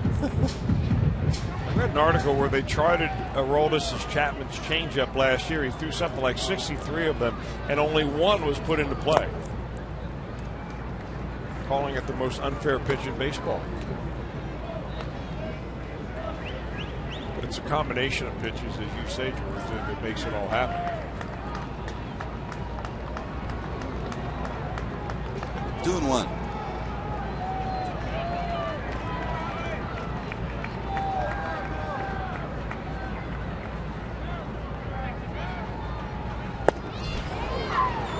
And evens 2 balls, 2 strikes, and that ticks off the glove of Chapman.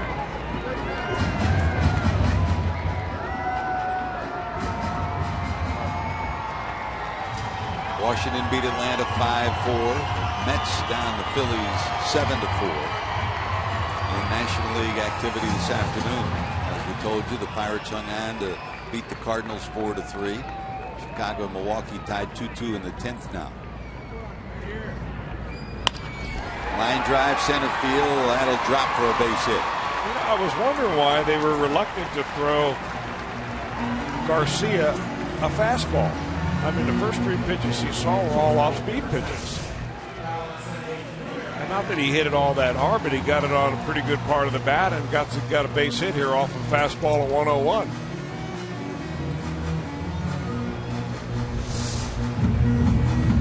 So a 2 out, a runner on, and here comes Alexi Ramirez.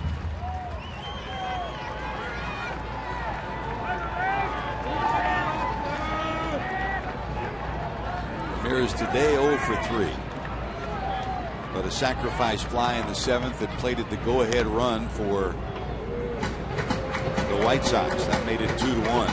They added an insurance run in the 8th before the Reds tied it with 2 in the 9th. And the other part of the game for Chapman is he's got a dandy move. Not many people have seen it. And he hasn't used it that often. Yeah, and that's not as good one right there either.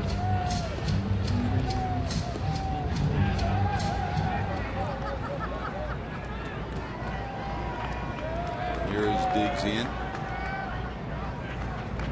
Another shot. This one to center field, a base hit. Got it up a little bit. Ramirez makes him pay, and now the potential winning run is sitting at second base with Beckham coming to the plate.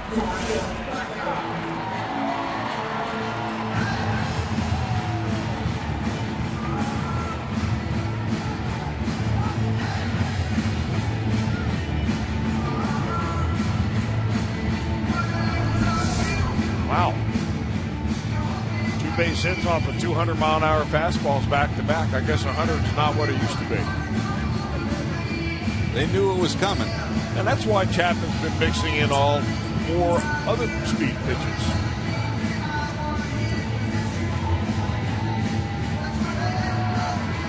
Here's Beckham. Gordon today, fly to center, popped up, fly to right, and bounced to second. Facing Chapman for the first time. In the dirt, it'll kick away, and the 2 runners will advance. Now, this is the one thing that you do have to concern yourself about, is a wild pitch or a ball that's getting by Tucker Barnhart.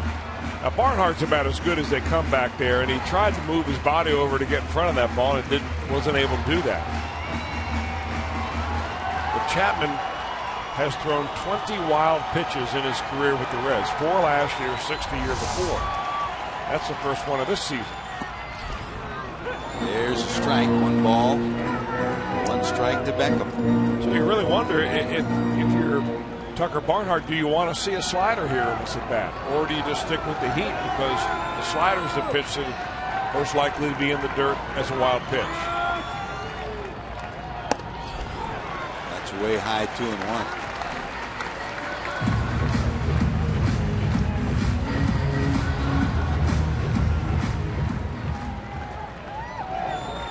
Single by Garcia, single by Ramirez on the wild pitch. Both advanced to third and to second.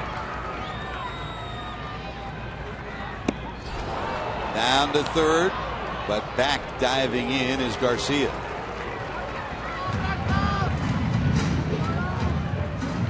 Frazier trying to bail out his closer by picking the pocket of Garcia.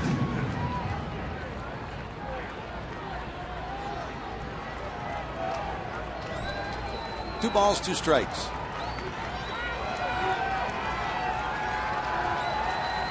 To the stretches, Chapman. This one blooped in the right.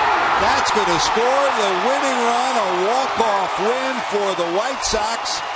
And Aroldis Chapman allows 3 hits in the bottom of 9, and for the first time this year, both Robertson and Chapman give up runs in an appearance. But for the White Sox, a celebration on Mother's Day, culminating with Garcia, Ramirez, and Beckham. 3 straight hits, and the White Sox will win it 4-3. What an unlikely ending to this ball game. Oh.